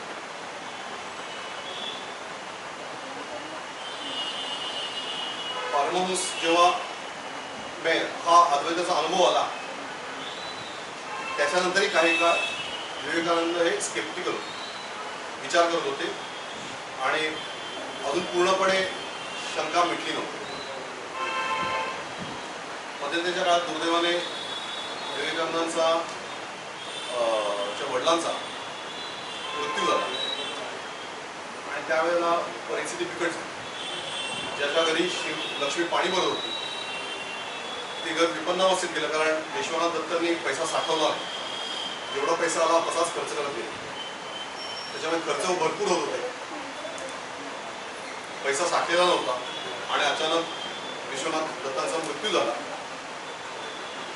त्या काळाच्या परिस्थितीप्रमाणे काही नातेवाईकांचा गैरफायदा करण्याचा प्रयत्न केला, आणि नात्या घरावर सुद्धा दावा ठोकला त्यांच्या नात्याला. त्याच्यातून कोर्ट कचे सुरू झाले, आणि आपलं राहतं जर तरी वाचवता यायला पाहिजे याच्यासाठी वकील म्हणून विवेकानंद उभं राहायला लागलं. एक वकील त्यांना मदत करतही होती, पण त्याच्यामुळे आर्थिक परिस्थिती डामाडोल झाली, आणि एवढी विपन्नावस्था आली. जे घर, ज्या घराने गडगंज लक्ष्मी बघितली त्या घरावर एवढी विपन्नावस्था आली की खाण्यापिण्याची ददा, खाण्यापिण्याची जे बांधले झाले. काही काही वेळेला मी असा खूप मोठा काळ आहे तसा, काही वेळेला तर असे दिवस आले की विवेकानंदांना खायला बघायचे ते घरात खायला नाहीये, पाणी प्यायचे, आणि घरी सांगायचे की मला आज मित्रांनी खूप आग्रह केल्यामुळे मी त्याच्याकडे जेवायला जातोय, तुम्ही जेवून घ्या. जे काय घरात थोडंफार असेल ते मुलं खायची, भाऊ खायचे, भावंड खायचे, आई खायची. विवेकानंद बाहेर पडायचे, संध्याकाळी उशिरा घरी यायचे, पाणी प्यायचे आणि झोपून द्यायचे. असं कितीतरी दिवस, कितीतरी काळ चालले. आपल्याला स्वतःचं पोट भरता येत नाही, आपल्याला आईचं पोट भरता येत नाही, आपल्या भावनांची आपल्याला काळजी घेता येत नाही, याची एक खंत मनात नोकऱ्या त्या काळात करून बघितल्या, करायला लागल्या. म्हणजे छापखान्यात अक्षरं जुळवण्यासाठी खेळ जुळवायला लागायचे. ती नोकरी केली. शिक्षकाची ईश्वरचंद्र विद्यासागरांच्या शाळेत शिक्षकाची नोकरी केली. काही नोकऱ्या त्यांनी करून बघितल्या. पुरेसा पैसा मिळत नव्हता आणि आपली ही ददात मिळत नव्हती. त्याच्यामुळे तसं म्हटलं तर कठीण परिस्थिती, विपन्नावस्था होती. रामकृष्ण परमहंसाने एक दिवशी म्हणाले, तुम्हाला ती तालीमाला दर्शन देते ना, तिला सांगा माझ्यासाठी काहीतरी करा. परमहंस म्हणाले की मी कोण सांगणार, तुझं ऐकेल, तुझा आणि बोल. वास्तविक परमहंसांची क्षमता अशी होतीच की ते म्हटलं तर मदत करू शकले असते. पीठ दळणारी जनाबाई ना, जनाबाई पीठ दळते, पीठ काढण्याला लागतं. श्रीकृष्ण तिच्या बरोबर येतो. तो श्रीकृष्ण येतो म्हणू शकला असता, घे बाई तुला किती किलो पीठ पाहिजे मी देतो तुला, असं श्रीकृष्ण म्हणू शकला असता, पण नाही म्हणाला. तो म्हणाला मी तुझ्या बरोबर आहे दळताना. आणि जनाबाई पीठ दळते आणि कृष्णाची गीतं गाते, भजनं गाते. रामकृष्ण परमहंस विवेकानंद मदत करू शकले असते, मदत केली नाही. आपली लढाई आपल्याला लढायलाच लागते, आपले भोग आपल्याला भोगायलाच लागतात. त्यावेळेला तो आहे बरोबर, एवढी भावना आपल्याला पुरेशी असते. परमहंस म्हणाले कालीदेव माता तुझा ऐकेल, तू जा तिच्याकडे. विवेकानंद गेले आणि म्हणाले, काली मातेकडे ध्यान केलं आणि म्हणाले की मला ज्ञान दे, वैराग्य दे, भक्ती दे. बाहेर आले. परमहंसाने विचारलं मागितलंस का? तुम्हाला हो, ज्ञान मागितलं, वैराग्य मागितलं, भक्ती मागितली. त्यांना म्हणाले काय मागायला गेला होता आतमध्ये? आपल्याला आर्थिक संपन्नता, सुसंपन्नता हवी आहे ना. त्याच्या वगैरे प्रकाश पडला, आपण चुकलं. परत गेले, परत तेच मागितलं, ज्ञान दे, वैराग्य दे, भक्ती दे, विवेक दे. परत आले. परत रामकृष्ण महाराज काय मागतो तू? परत तिसऱ्यांदा 3 वेळा गेल्याची नोंद आहे. तिसऱ्यांदा कालीमातेकडे गेले आणि तिसऱ्याही वेळेला तेच मागितलं, ज्ञान दे, वैराग्य दे, विवेक दे, भक्ती दे. आणि परमहंसाने सांगितलं तुझा जन्म कशाकरता झाला, तुझ्या आपल्यात लक्षात येते का? तुझा जन्म याच्याकरता नाही येणार. मग म्हणाले मी मागणं मागतो, आर्थिक अडचणी पूर्ण दूर होणार नाही पण सुसह्य होते, असं मागणं त्यांनी मागितलं. कालीमातेने काय केलं कल्पना नाही, पण विवेकानंदाच्या मनाला नवीन उभारी आली आणि त्या उभारीतून त्यांनी पुढचा जो काळ होता विपन्नावस्थेचा तो काढला आणि मग त्यांनी काही गोष्टी मार्गी पडला. पण विपन्नावस्था संपली नव्हती. ती संपली तेव्हा जेव्हा विवेकानंद परिव्राजक म्हणून संन्यासून ते जेव्हा बाहेर पडले, भारत भ्रमणाला बाहेर पडले, त्यावेळेला त्या मधल्या काळामध्ये खेत्रीच्या नरेशाने, खेत्रीच्या राजाने दरमहा तुमच्या घरी काही पैसे पाठवतो असं सांगितलं. त्यावेळेला ती घरची काळजी मिळतो. पण ही अवस्था त्यांची बराच काळ आहे. पण मुद्दा असा की विवेकानंदांना रामकृष्ण परमहंसाने हा आपला लाडका शिष्य आहे म्हणून तुझे सगळे प्रॉब्लेम्स मी सॉल्व्ह करतो असं नाही म्हटलं. They had to go through that process. त्यांना तो संघर्ष करायला लागला. तो संघर्ष कोणालाही चुकला नाही. हा संघर्ष अदरवाईज पण कोणालाही चुकलेला नाही. म्हणजे ज्या ज्या परमेश्वरांनी जरी अवतार घेतलेले त्यांना पण तो संघर्ष चुकलेला नाही. रामकृष्ण परमहंस एक परमेश्वरी अवतार मानणारा, म्हणजे त्यांचा सगळा भक्तगण वर्ग होता, तो सगळा त्यांना परमेश्वरी अवतार मानायचा. आणि अंतिम क्षणी म्हणजे ज्यावेळेला रामकृष्ण परमहंसाचं देहावसन झालं त्याच्या आधी काही महिने त्यांना घशाचा कॅन्सरमुळे घेता येत नव्हतं. म्हणजे त्यांना बोलता येत नाही, घेता येत नाही. तरी पण काम चालू आहे, आपल्या भक्तांचे संवाद चालू आहे, चर्चा चालू आहे, वाद चालू आहे, शिकवणं चालू आहे. त्यांना बोलता पण येत नाही, खीर त्यांना घेता येत नाही. अशा परिस्थितीत पण ते चालू होतं. पुढे त्यांना विचारलं की तुम्ही कशाला करता? डॉक्टरांनी त्यांना सांगितलं तुम्ही बोलू नका, तुम्ही पडून राहा. ते म्हणाले नाही, शरीर हे यंत्र आहे, ते यंत्र वापरलं गेलं पाहिजे तरच त्याचा उपयोग, नाहीतर काय करायचं. माझ्यामध्ये असलेलं अमर तत्व जे आहे तो आत्मा आहे, त्या आत्म्याने जरी शरीर वापरलं तर करायचं काय मग जगून, असं त्यांची धारणा. त्याच्यामुळे ते यंत्र वापरण्यावर कल, प्रचंड वेदना होत आहे. आणि तरीसुद्धा रामकृष्ण परमहंसांचा ज्ञान येत काही थांबला नाही. त्यांना शेवटच्या काही दिवसांमध्ये त्यांना एका बगीच्यामध्ये, एका ॲक्च्युली घरामध्ये त्याच्या आजूबाजूला बाग वगैरे होती, अशा ठिकाणी त्यांना हलवण्यात आलं आणि तिकडे त्यांचा भक्तगण त्याची काळजी घेत होता. त्यावेळेला संघटन पण चांगलं झालं होतं आणि रामकृष्ण परमहंस संघाची जी स्थापना त्याची बीजं ती तिकडे रोवली गेली होती. पण मुद्दा असा की त्यावेळेला रामकृष्ण परमहंसाच्या सेवेमध्ये हा पूर्ण भक्तगण होता तो राहिला होता. विवेकानंदाच्या घरच्या समस्या मिटल्या नव्हत्या, त्या चालूच होत्या. कालांतराने रामकृष्ण परमहंसाचं देहावसान झालं आणि त्याच्यानंतर मठाची स्थापना झाली. ती सुरेंद्र मित्रांनी एक घर उपलब्ध करून त्या घरामध्ये ते सगळेजण राहायला लागले. संन्यासी व्रत स्वीकारलेले त्यांचे शिष्यगण हे एकत्र आले आणि त्यांनी येऊन त्या मठाची स्थापना केली. तिकडे मग ज्ञान आणि विज्ञान यांच्यावर चर्चा, वाद संवाद, भजनं यांचा कार्यक्रम व्हायला लागला. लहान लहान मुलं त्यांच्यामध्ये जी आली होती परमहंसांकडे जी यायची ती इकडे कंटिन्यू झाली.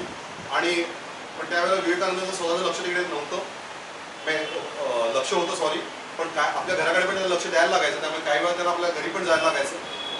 आणि त्याच्यामुळे ते जेव्हा नसतील तिकडे मठीमध्ये त्यावेळेला जे मुलं आलेले आहेत तिकडे त्या मुलांचे पालक यायचे आणि ते सांगायचे बघ नरेंद्र तर स्वतः गेले, तुम्ही ते कशाला थांबताय, तुम्ही पण चला शाळा कॉलेज परीक्षा तुमचं चालू करा. याच्याकरता मुलांना ते घेऊन जायचे. विवेकानंद त्यांना थांबवू शकायचे नाही आणि त्यांना जी जाणीव पण होती. त्यांना असं वाटलं होतं की आपण सगळं पास सोडून द्यावे, पण पास सोडू शकले नाहीत. विवेकानंद शेवटपर्यंत पास नाही सोडू शकले. आपल्या आईचं बरोबर जे संबंध आहे, संन्यासी धर्म जेव्हा एखादा माणूस स्वीकारतो तर त्यावेळेला त्यांनी संबंध तोडणं अपेक्षित असतं. आपल्या घरी परत जायचं नाही, बघायचं नाही, डोकून बघायचं नाही, असं संन्यासी धर्मामध्ये सांगितलेलं व्रत आहे. आणि 3 संन्याशांनी हे व्रत तोडलं. एक चैतन्य महाप्रभू, दुसरे शंकराचार्य आणि तिसरे विवेकानंद. आणि त्यांनी गौरवाने हे केलेलं आहे. शंकराचार्यांची तर कथा आणखीन द्रावक आहे. मुद्दा असा की यांनी आपल्या आईचं ऋण तोडलेलं नाही. विवेकानंद त्याच्यानंतर आईला घेऊन तीर्थाटनाला पण गेलेले. Coming back to the point की एक गोष्ट त्यांच्या मनात होती की आपण जरी संन्यासी धर्म स्वीकारला असला तरी आपल्या भावंडांची आणि आपल्या आईची व्यवस्था आपण करू शकतो नाही. परिव्राजक म्हणजे संन्यासी होऊन त्यांनी पूर्ण भारत भ्रमण करावं असा विचार केला होता. कारण रामकृष्ण परमहंसांनी त्यांना एकदा विचारलं होतं. बऱ्याचदा अत्यंत मोठी माणसं किंवा प्रत्येक बुद्धिमत्तेची जी माणसं आहेत ती कमी बोलतात आणि त्याच्या एका वाक्यातून ॲक्च्युली साधकाने समजून घ्यायचं की त्यांना काय म्हणायचं आहे. एकदा चालता मी आधीची घटना आहे, एकदा चालता त्यांना विवेकानंदांना एक सुई सापडली. रामकृष्ण परमहंसांच्या आवारात चालताना त्यांनी सुई उचलली आणि परमहंसांना दाखवली की सुई ते पडली होती. अशा अर्थाचा संवाद आला. परमहंस त्यांना म्हणाले होते की बरं झालंच तुम्हाला सुई दिलीस. गंजलेली सुईवर जर गंज चढला असेल तर ती काही लोहचुंबकाकडे आकर्षित होते, असं परमहंस त्यांना म्हणाले. विवेकानंदाच्या नंतर मला विचारला की असं का म्हणाले ते, आपल्या बुद्धीवर अहंकाराचा जर गंज चढला असेल तर आपल्याला परमेश्वर दर्शन होईल का, होणं शक्य नाही. एका वाक्यातून त्यांनी आपल्यामधलं एक कमतरता ओळखलं. नंतरच्या काळामध्ये रामकृष्णांनी विचारलं त्यांना, तू भारत बघितलायस का, असं एकदा विचारलं. नंतरच्या काळात म्हणून मग विवेकानंदाच्या मनात तो विचार होताच की भारत बघायला हवा. रामदासांनी पण, रामदासी ज्याला आपण म्हणतो, समर्थाचे दास, त्यांना सांगितलं होतं की परीक्षेनं सोडावे, म्हणजे आपण भिक्षा मागायला पाहिजे. की भिक्षा मागताना 2 गोष्टी होत्या, अहंकाराचा लय होतो. रामकृष्णांनी पण हे लोक तयार आहेत की नाही, विवेकानंद आणि त्यांचं शिष्यगण तयार आहे की नाही हे बघायला त्यांना सांगितलं की तुम्ही जाऊन कलकत्त्यामध्ये भिक्षा मागून या. भिक्षा मागताना अहंकाराचा लय होतो. जो जे मिळेल ते आपण घ्यायचं आहे. मग ती शिळी भाकरी असेल तर शिळी भाकरी, नाही मिळालं तर तेवढं पाणीच पिऊन राहा, जेवढं मिळेल त्याच्यामध्ये आनंद मान. त्यामुळे विवेकानंदांचा नंतरचा काळाचा जो संन्यासी म्हणून जो प्रवास आहे त्या प्रवासामध्ये जे मिळालं ते खाल्लंय आणि कधी नाही मिळालं तर नाही खाल्लं. आणि राजाकडे गेले तर तिकडे राजाकडचं पण जेवण जेवले. असं काही प्रकार नाही की मला राजाकडेच पाहिजे, असाही प्रकार नाही की मला सर्वसामान्यतच घरात राहायचं. तरी तो डिफरन्स, संन्यासाला फरक नाही पडत तुमच्याकडे समोर काय येत आहे, जे येईल ते खावं. त्या ते जेव्हा संन्यासी म्हणून ते फिरत होते त्यावेळेला फिरताना विवेकानंदांना एक अनुभव, रस्त्याने जाताना एक माणूस दिसला चिलीम फुंकणारा. विवेकानंदांनी सांगितलं की मला एकदा मिळेल का चिलीम. तो म्हणाला मी भंगी आहे. विवेकानंदाला चपापले आणि चालायला लागले असं लक्षात आलं की आपण चुकलो. कारण माझ्या मनामध्ये जर मी अद्वैत मानणारा माणूस असेल तर माझ्या मनामध्ये हा भेद कुठला आला. ते परत गेले, म्हणाले की मला चालेल. नंतरच्या काळात त्यांनी ज्याला आपण सोपवाड म्हणूया, आपण खालच्या वर्गातल्या लोकांबरोबर भोजन वगैरे पण आनंदाने घेतले आणि त्याचा भेदभाव मिटवून टाकलेला. पण ते अद्वैतवादाचा साक्षात्कार झाल्यानंतर झाला त्यांना, त्यावेळेला कळलं की आपण चुकलो. एका दृष्टीने आपण विचार केला तर विवेकानंदांना जी जात व्यवस्था कळली नाही, सर्वसामान्य भारतीयांना करणं अवघडच आहे. त्यावेळी जातीच्या व्यवस्थेचं पण चित्रण अत्यंत भयंकर आहे. आंबेडकरांनी त्यांच्या नंतर 100 वर्षानंतर आंबेडकरांनी पण ते करून ठेवले, 60-70 वर्षानंतर असेल त्यावेळी. पण त्यावेळेला जाती व्यवस्था कशी होती? केरळमध्ये आपण कन्याकुमारी निवडलं का नाही निवडलं मला कल्पना नाही विवेकानंदांनी, पण केरळमधून जो प्रवास आहे तो प्रवास पण त्या दृष्टीने लाक्षणिक आहे असा असायला हवा. कारण केरळमध्ये पण जाती व्यवस्था अत्यंत प्रबल होती. त्यावेळेचं काही उदाहरण फक्त सांगतो की जाती व्यवस्था किती भयंकर होती. खालच्या जातल्या सोकॉल्ड खालच्या जातीतल्या माणसाने रस्त्यावरून चालताना आपल्याबरोबर एक पिकदाणी ठेवायला पाहिजे असा दंड होता. पिकदाणी का? त्याची थुंक त्याने रस्त्यावर थुंकू नये, कारण त्या थुंकीवर जर तथाकथित सवर्णाचा पाय पडला तर देह विटाळेल, त्याला परत आंघोळ करायला लागेल. त्यामुळे त्याने असं करू नये. जर समोरून कोणी सवर्ण येत असेल तर याने रस्त्याच्या बाजूला जाऊन उभं राहावं. जर तो राजा वगैरे असेल तर त्याने त्याला दिसूही नये, म्हणजे त्याने लपून राहावं. आपल्या कमरेला मागे त्याने झाडू बांधावा. त्याच्या आपल्या पायातून जी धूळ निघते ती धूळ झाडली जावी आणि त्या धुळीवर इतरांचा कोणाचा पाय पडू नये म्हणून तो झाडू मागच्या बाजूला बांधलेला असावा. कपडे घेण्याचे आंबेडकरांनी उदाहरण दिले. त्यांच्या काळात कपडे घेण्याचं हे कसं होतं तर तुम्ही जर दुकानात गेला तर तुम्ही खालच्या जातीतले असाल तर तुम्हाला कापडाला हात लावण्याची परवानगी नाही. तुम्ही काय करणार? कापडाचं टेक्स्चर बघण्यासाठी बघू शकत नाही. तुम्ही लांबूनच तो कपडा निवडायचा की हा कपडा मला पाहिजे, त्याचे पैसे द्यायचे. ते तुम्ही पैसे दिल्यानंतर तो कपडा कापून तो दुकानदार तुम्हाला डायरेक्ट देणार नाही. तो काय करेल तर ते कापड चिखलात बुडवेल, ते दगडावर 2 ते 3 ठिकाणी फाडेल आणि मग तुमच्या हातात देईल. कारण शूद्र आणि दलित वर्गाला नवीन कपडे वापरण्याची परवानगी नाही. अशा जाचक शिवाशिवीमध्ये अडकलेला पूर्ण समाज, त्या समाजाचं दर्शन त्यांना या काळामध्ये झालेलं आहे. आणि त्याच्यामुळे नंतर विवेकानंद अत्यंत कॉन्फिडेंटली म्हणू शकतात की भारतातल्या कुठल्याही व्यक्तीला कळले नसतील तेवढे प्रश्न मला समजलेले. आपल्याला काम करताना ज्या देशाचं मला काम करायचं आहे त्याच्या समस्या मला कळायला पाहिजे की नको, त्या समस्या मला माहिती असायला हव्या, तर मी त्याच्यावर काम करू शकतो. आपण जेव्हा नालंदा किंवा आपण ग्राम शिक्षण यांचं जेव्हा आपण काम करतो त्यावेळेला आपल्याला काम आपल्या दृष्टीकोनातून नाही करायचं की मला हे समस्या वाटली म्हणून मी काम करतोय, असं करणं योग्य नाही. आपल्याला त्यांची समस्या काय ती कळली पाहिजे, त्याच्यावर आपल्याला उत्तर शोधता येते. विवेकानंद पूर्ण भारतभर फिरलेले आहेत आणि असे तो हिमालयापासून ते कन्याकुमारीपर्यंत पूर्णपणे भारत भ्रमण केलेले आणि त्याच्यामध्ये वेगवेगळे प्रश्न त्यांना समोर आले, त्या प्रश्नांची उत्तरं त्यांना मिळाली, ज्ञान त्यांना मिळालं, वेगवेगळे ज्ञानी पुरुष त्यांना भेटले, त्यांच्याकडून त्यांनी शिकून घेतलेले. पाणिनीचं अष्टाध्यायी त्यांनी शिकलेलं असेल, पवारी बाबांकडून त्यांनी शिकलं असेल, अनेक ठिकाणी त्यांनी शिक्षण पण ग्रहण केलेलं आहे आणि आपल्या अनुभूतीतून आपला जे मन आणि बुद्धी आहे ती समृद्ध करून घेतलेली. ज्यावेळेला विवेकानंद बाहेर पडले परिव्राजक म्हणून त्यावेळेचे विवेकानंद आणि त्याच्यानंतर 2 ते 3 वर्षांचे नंतरचे विवेकानंद याच्यामध्ये जमीन आसमानाचा फरक आहे. पूर्वी असलेली साशक्तता ही आता लोकलेली आहे आणि आता निश्चित मार्ग दिसायला लागलेला आहे. तरी पण अजून नक्की काय करायचं आहे मार्ग नक्की नाही. रामकृष्ण परमहंसांना वाटलं होतं की आपल्या अजून काहीतरी एक मोठं कार्य घडावं आणि त्याच्याकरता तू आत्मनोमोक्षार्थम काम करू नकोस, जगहितायाचे आपल्याला जगाच्या हिताचं काम करायचं आहे, त्याच्यातून आपल्याला मोक्ष मिळेल अशी भावना रामकृष्ण परमहंसांनी रुजवलेली आहे. त्याच्यावर जर काम करायचं तर मार्ग जो सापडलेला नाही, तो मार्ग शोधण्यासाठी काय करावं याचा विचार मला चाललेला एका ठिकाणी चालूच आहे. समाजाचा अभ्यास चालूच आहे, अध्यात्माचा अभ्यास चालूच आहे, त्याच्याबरोबर विज्ञानाचा अभ्यास चालू आहे. आपल्याकडे वेदांमध्ये पण म्हटलेलं आहे, वेदांतामध्ये म्हटलेलं आहे विद्या आणि अविद्या असे 2 उल्लेख आहेत. विद्या आणि अविद्या म्हणजे मला मटेरियल भौतिक गोष्टींचंही ज्ञान असायला पाहिजे आणि मला आध्यात्मिक ज्ञान सुद्धा असायला पाहिजे. दोन्ही प्रकारचे ज्ञान हे आपल्याला मोक्षापर्यंत घेऊन जातील असं आपली परंपरा सांगते. याच्यावर प्रचंड विश्वास बसलेला आहे. विवेकानंद त्यामुळे ज्ञानी आणि विज्ञानी असं दोन्ही आहे. विवेकानंद केवळ आध्यात्मिक नॉलेजवर स्वतःला सॅटिस्फाय करून थांबले नव्हते. त्यांनी विज्ञानाची कास सुद्धा धरली होती. त्याच्यामधून ते निकोला टेस्लापर्यंत पोहोचले होते नंतरच्या काळात.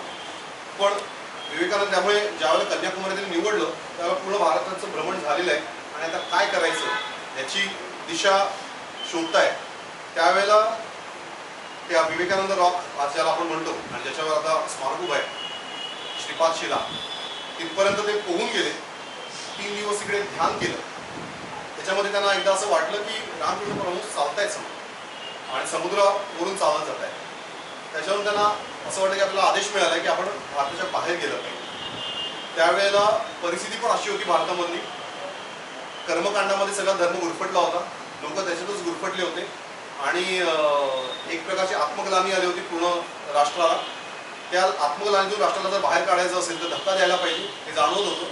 हा धक्का द्यायचा असेल तर आपल्याला भारतातून धक्का देणं अवघड आहे, त्यापेक्षा बाहेर जाऊन धक्का देणं हा सोपं जाईल अशी एक मनात विचार आला. की त्याच वेळेला हिंदूमध्ये एक छोटीशी बातमी आली होती सर्वधर्म परिषदेची आणि मग विवेकानंद सर्वधर्म परिषदेला त्यांनी जायचं ठरवलं. आणि तिकडे गेल्यानंतर माय ब्रदर्स अँड सिस्टर्स असं म्हटल्यानंतर तो ट्रायल सेक्रेटरीवर झाला वगैरे सगळं आपल्याला माहिती असेल, आपण ते भाषण पण ऐकलं असेल. पण मुळात तत्व काय सांगितलंय तिकडे अमेरिकेमध्ये जाऊन तिकडे जाऊन हिंदू धर्माचं गुणगौरव केलेलं आहे. हिंदू धर्माचं कुठलं तर अद्वैत तत्वज्ञान त्यांनी सांगितलं. अद्वैत तत्वज्ञान हे कुठल्याही एका प्रकारच्या धर्माला बांधून ठेवत नाही. वास्तविक तो हे अद्वैत तत्वज्ञानामध्ये प्रत्येक धर्माचा म्हणजे एकम सत्य विप्रा बहुधा वदंती, सत्य एकच आहे मात्र त्याच्यापर्यंत पोहोचण्याचे मार्ग वेगवेगळे आहेत, अनेक आहेत असं सांगणारं अद्वैत तत्वज्ञान. बरोबर. हे जे तत्वज्ञान आहे या तत्वज्ञानातून विवेकानंदांनी ख्रिश्चन तुमचा धर्म चुकीचा, मुस्लिम धर्म चुकीचा, हिंदू धर्म चुकीचा असं आपण करत राहिलो तर आपण सगळेच जण एका संकुचित दृष्टिकोनातून विचार करतोय असं आपल्याला वाटेल असं विवेकानंदांचं म्हणणं आहे. ते काय म्हणतात, ते म्हणतात की त्याच्या पलीकडे जाऊन आपल्याला विचार केला पाहिजे. अंतिम तत्व एकच आहे. विचार रामकृष्ण परमहंसापासून सुरू झाला होता.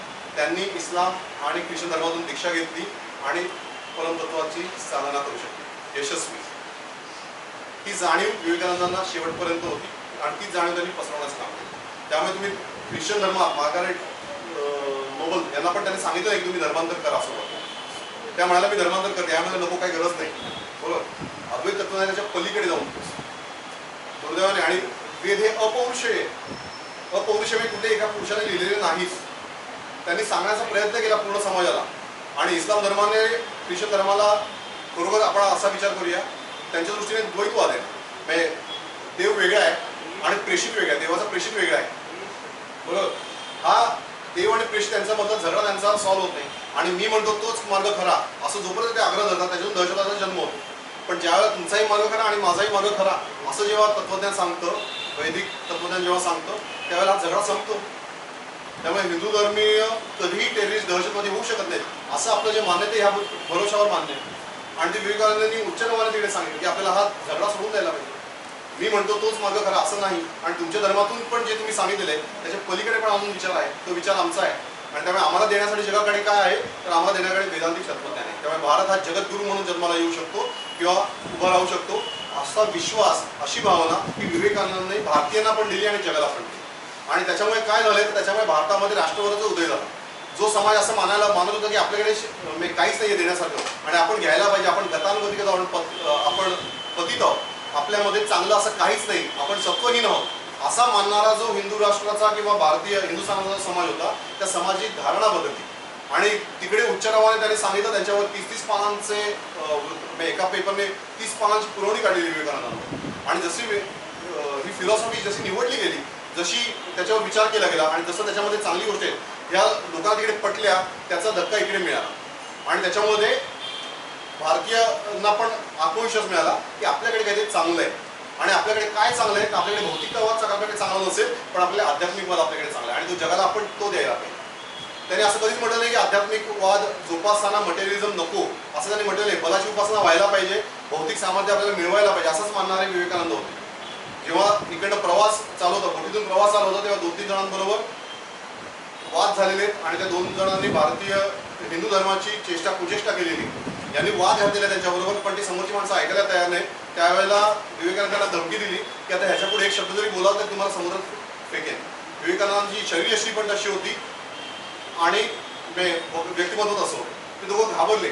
जोपर्यंत तुम्ही भौतिकदृष्ट्या पूर्ण सामर्थ्यवान होत नाही तोपर्यंत तुमची फिलॉसॉफी ऍक्सेप्ट करायला जग तयार होतं. हा दुर्दैवाने सिद्धांत आणि तो सिद्धांत विवेकानंदांनी परोपरीने समजवला. त्यामुळे त्यांनी तिकडे जेव्हा भाषणं केली त्यावेळेला हिंदू धर्माच्या गौरवाची भाषणं केली की आमच्याकडे चांगलं काय आहे हे त्यांनी पाश्चात्य देशांना समजावून सांगितलं आणि तिकडेची भाषणं ही हिंदू धर्माच्या गौरवाची आहेत. ज्यावेळेला ते इकडे आले त्यावेळेला परखडपणे टीका केलेली आहे आणि अगदी इकडे आले ज्यावेळेला त्यांच्या गौरवाची सभा चाललेली आहे त्यावेळेला त्यांनी सांगितलं तुम्हाला धर्म समजलेलाच नाही आणि शिवाशिव याच्यामध्ये तुम्ही अडकून पडलेला ते बंधन तोडा असं म्हणणारे विवेकानंद. विवेकानंदांची भारतातली भाषणं आणि विवेकानंदांची पाश्चात्य देशातली भाषणं याच्यामध्ये जमीन अस्मानाचा अंतर आहे आणि ऑब्व्हियसली ते तसंच असायला हवं होतं. त्याच्यामुळे आपण आत्मकथनातून जागे झालो आणि चूक काय आणि बरोबर काय याचा विचार आपण करायला. विवेक आनंद, विवेक याचा अर्थच असा आहे की निरक्षीर आपल्याला करता हवे. विवेक पृथक्करण करणं, बरोबर. मला म्हणतो विचित्र असा जातो येतो विवेकानंदामध्ये. त्याच्यामुळे पृथक्करण करणारा असा तो विवेकानंद आणि त्यांनी योग्य आणि अयोग्य याचं पृथक्करण करण्याचा प्रयत्न केला आणि भारताला त्या गतानुगतिक विचारांमधून बाहेर काढण्याचा प्रयत्न केलाय. हिंदू धर्माला पुनरुज्जीवन देण्याचा त्यांनी प्रयत्न केला आणि त्यामुळे भारताच्या रेनेसान्स आहे ते एक महत्त्वाचे नेते होते. त्यांनी जो विचार दिला तो वेगवेगळ्या पातळीवर वेगवेगळ्या लोकांनी आत्मसात केला. त्यांनी भौतिक सामर्थ्याबद्दल पण चर्चा केली. जे.आर.डी. टाटांनी ज्या वेळेला त्यांची भेट झाली त्यावेळेला त्यांनी जे.आर.डी. टाटांना सुचवलं की तुम्ही भारतामध्ये त्यावेळेला जे.आर.डी. टाटा माती घेऊन चालले होते, वेगवेगळ्या प्रकारच्या माती घेऊन जायचे आणि कुठे आयन या मातीत कुठे लोहाचा घटक आहे, कुठे आयन सापडते, दॅट वॉज बिंग ते त्याचं विश्लेषण करून घ्यायला युरोपात चालले होते. त्यांनी सांगितलं की आपल्याकडे फंडामेंटल रिसर्च व्हायला पाहिजे, आपल्याकडे मूलभूत संशोधन व्हायला पाहिजे विज्ञानावर आणि त्याच्याकरता एखादी संस्था तुम्ही उभी करा. जे.आर.डी. टाटाने त्याच्यानंतरच्या काळामध्ये Tata institute of fundamental research स्थापन केली आणि विवेकानंद पत्र दिले की तुम्ही याचे डायरेक्टर व्हा. एक संन्यासी त्याला ते म्हणतात की तुम्ही आमच्या फंडामेंटल रिसर्च इन्स्टिट्यूटचे डायरेक्टर व्हा, आम्हाला निर्देश द्या. विवेकानंदांनी म्हटलं की नाही माझं कार्य इकडे थांबत नाही आणि मला अडकवून घेऊ शकत नाही स्वतःला असं म्हणून विवेकानंदांनी नाकारली ती. पण एक संन्यासी जे.आर.डी. भौतिक सामर्थ्यवान देशांनी व्हायला पाहिजे याच्याकरता प्रेरणा देतो. तुम्ही उद्योगधंदे उभारा, तुम्ही फंडामेंटल रिसर्चसाठी कॉन्ट्रीब्यूट करा असं ते सांगतात. मग तो विवेकानंदांनी त्यांच्या संन्यासी काळामध्ये लोकांना भेटलेले आणि स्वतःहून राजे लोकांना भेटलेले. त्या राजे लोकांना त्यांनी समजावून सांगण्याचा प्रयत्न केलेला की तुम्ही कशाला इन्व्हेस्ट करा, तुम्ही लोकांमध्ये काम करा आणि त्यांनी सांगितलेलं की तुम्ही दान धर्म करा. तो दान धर्म करताना शिक्षणावर भर द्या, इंडस्ट्रीजवर भर द्या, सो दॅट लोकांचं आयुष्य थोडं आणखी सुखकर होईल आणि भारत एक समृद्ध देश बनेल असं मानणारे विवेकानंद. जाणीवपूर्वक भेटी घेतलेल्या आहेत राजांच्या. संन्यासी होते म्हणून सगळं सोडून दिलं अशातला भाग नाही. म्हणजे तिकडचा एक अनुभव आहे की पाश्चात्य देशांमध्ये राहताना विवेकानंदांनी एक कोणीतरी नोंद करून ठेवली, मला आता नाव आठवत नाही, त्यांनी नोंद करून ठेवलेली की गादी मऊ गादी आहे, गादीच्या गादी तो काढून त्यांनी जमिनीवर झोपलेले आणि रडलेले विवेकानंद. ज्या वेळेला बोटीतून इकडे उतरले त्यावेळेला पहिले त्यांनी जमिनीवर मातीमध्ये लोळं घेतले आणि म्हणाले की मला भारताची माती अंगाला लावून घेऊ दे, खूप दिवस झाले विरोध झाला असं मानणारे विवेकानंद. त्यामुळे आपल्या विवेकानंदाची वेगवेगळी रूपं आपल्याला दिसतात आणि ती सगळी थक्क करणारी रूप आहेत. एका बुद्धिमत्तेची असामान्य झेप असलेली लोक असलेला माणूस म्हणजे विवेकानंद. टेस्लाला ते पदरेत आणि फोर्स आणि मॅटर याच्याबद्दल त्याच्यानंतर आईन्स्टाईनने E=mc² चा शोध लागला. त्यावेळेला विवेकानंदांनी म्हटलं की मला तुमच्या शोधामध्ये रस आहे, तुमचा जर शोध हा पूर्ण झाला तर वेदांतिक तत्वज्ञानाचा एक मोठा भाग जो आहे ज्याला फाउंडेशन मिळेल, वैज्ञानिक फाउंडेशन मिळेल असं विवेकानंदांनी म्हटलं. आणि ते म्हणाले की आज नाही झालं तर उद्या सिद्ध होईल की सगळं जडतत्व एकच आहे आणि आज आपण त्याच्याचकडे वळतोय. बरोबर. देर इज नो जे आपल्याकडे 5000 वर्षांपूर्वी सांगून ठेवलेलं आहे त्याच्याकडे आपण आज विज्ञानाच्या माध्यमातून पण वळतो. परिभाषा पण आता एकच झाल्यासारखी जमा आहे. ऑल मॅटर म्हणजे सगळा जो मॅटर आहे त्याचं अंतिम स्वरूप आपण शोधायचा प्रयत्न करतो आणि ते अजून आपल्या तुकडे सापडतातच आहे. बरोबर. अल्टिमेटली आपण बिग बँग थिअरीचा विचार करा, स्टेडी स्टेट थिअरीचा विचार करा. काय सांगते थिअरी? बिग बँग एका क्षणी तो स्फोट झाला आणि ते विश्व प्रचंड विस्तारत आहे. पण विसरले ते कशात विसरते? बरोबर. आपल्याला नासदीय सूक्तामध्ये पण म्हटलेलं आहे, सृष्टी से पहिले कुछ भी नाही, असत भी नाही और असत भी नाही, काहीच नव्हतं. हे अखंड विज्ञान ज्या दिशेने जातंय तिकडे अध्यात्म अधिक होतं. ज्ञान मिळवण्याचे 2 मार्ग आपल्या परंपरेमध्ये सांगितले. एक विज्ञान, एखादी घटना घ्या, ते छोटे छोटे तुकडे करून ती समजून घेण्याचा प्रयत्न करा, त्याच्यानंतर जनरलायझेशन पर्यंत पोहोचण्याचा प्रयत्न करा. वैज्ञानिक मार्ग, बरोबर, बाहेर बघा. आणि अध्यात्म काय सांगतं? आतमध्ये बघा. Look into your mind. आणि तुमच्यामध्ये जे तत्व आहे तेच बाहेर आहे. तुम्हाला आतमधून जे कळेल तेच तुम्हाला विश्वात पूर्णपणे सापडू शकतो. We are reaching in the same platform. परिभाषा पण काही दिवसांनी एकच होईल अशा प्रकारचं आपल्याला चित्र दिसेल. असं विवेकानंद त्यावेळेलाही विश्वास होता. तो 150 वर्षानंतर अजून पण तेवढाच प्रभाव आहे. त्यामुळे रोमालोला असेल, जे.आर.डी. टाटा असतील किंवा निकोला टेस्ला असेल, भारतामध्ये अनेक लोक असतील. लोकमान्य टिळक त्याच्यामध्ये गेले. लोकमान्य टिळकांनी जो गीतारहस्य लिहिला, विवेकानंद जेव्हा परिव्राजक होते, म्हणजे संन्यासी धर्म भारतभर हिंडत होते, तर त्यावेळेला ट्रेनमध्ये लोकमान्य टिळकांची मुंबई आणि पुणे प्रवासामध्ये भेट झाली. टिळकांनी त्यांना त्यांच्या घरी आचरण केलं. त्यांना तुम्ही केसरीवाड्यात राहा. पुण्यामध्ये विवेकानंद 8 दिवस राहिले. त्या 3 तासांमध्ये चर्चा झाली आणि त्याच्यानंतरच्या काळाची चर्चा झाली. त्याचा प्रभाव टिळकांवर पडला. टिळकांनी गीतारहस्य लिहिताना म्हटलेले की याच्या कितीतरी संज्ञा आणि संकल्पना स्पष्ट करण्यामध्ये मला विवेकानंदांची मदत झाली, असं टिळकांनी लिहून ठेवलं. Name the leader, important leaders त्या काळचे होते ज्यांच्यावर विवेकानंद प्रभाव नाही पडलेला असं माणूस सापडणं अवघड आहे. म्हणजे आपण लीडरच्या कॉन्टेक्स्टमध्ये जर विचार केला तर. त्यामुळे पूर्ण भारतावर त्यांनी प्रभाव पडला असं आपल्याला डेफिनेटली म्हणतात. आणि म्हणून विवेकानंदांचा अभ्यास करणं हे आवश्यक आहे. आणि म्हणून ते प्रकाशदायी आहे, म्हणून ते प्रकाशात येईल. त्याज ऑलवेज फॉलो दी लाईट. ज्यावेळेला आजूबाजूला सगळा अंधकार पसरला होता त्यावेळेला त्या केऑसमध्ये राहून त्यांनी पीस किंवा शांतता शोधली होती. शांतीचा मार्ग त्यांनी शोधला होता. योग्य काय आणि अयोग्य काय याच्यामधलं विवेक ते करू शकले होते, याच्यामध्ये पृथक्करण ते करू शकले होते आणि योग्य मार्ग ते निवडू शकले होते. आपण त्याला फक्त चमत्काराच्या स्वरूपात बघितलं तर अवघड आहे.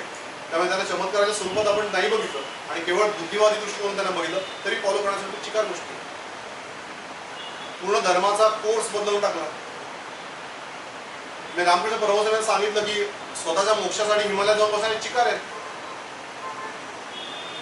त्याच्यात तू काय मिळवणार? तुझं जन्म याच्यासाठी नाही, स्वतःचा मोक्ष मिळवण्यासाठी नाही. ती क्षमता होती. रामकृष्ण परमहंसांना ही भीती वाटायची कधी कधी.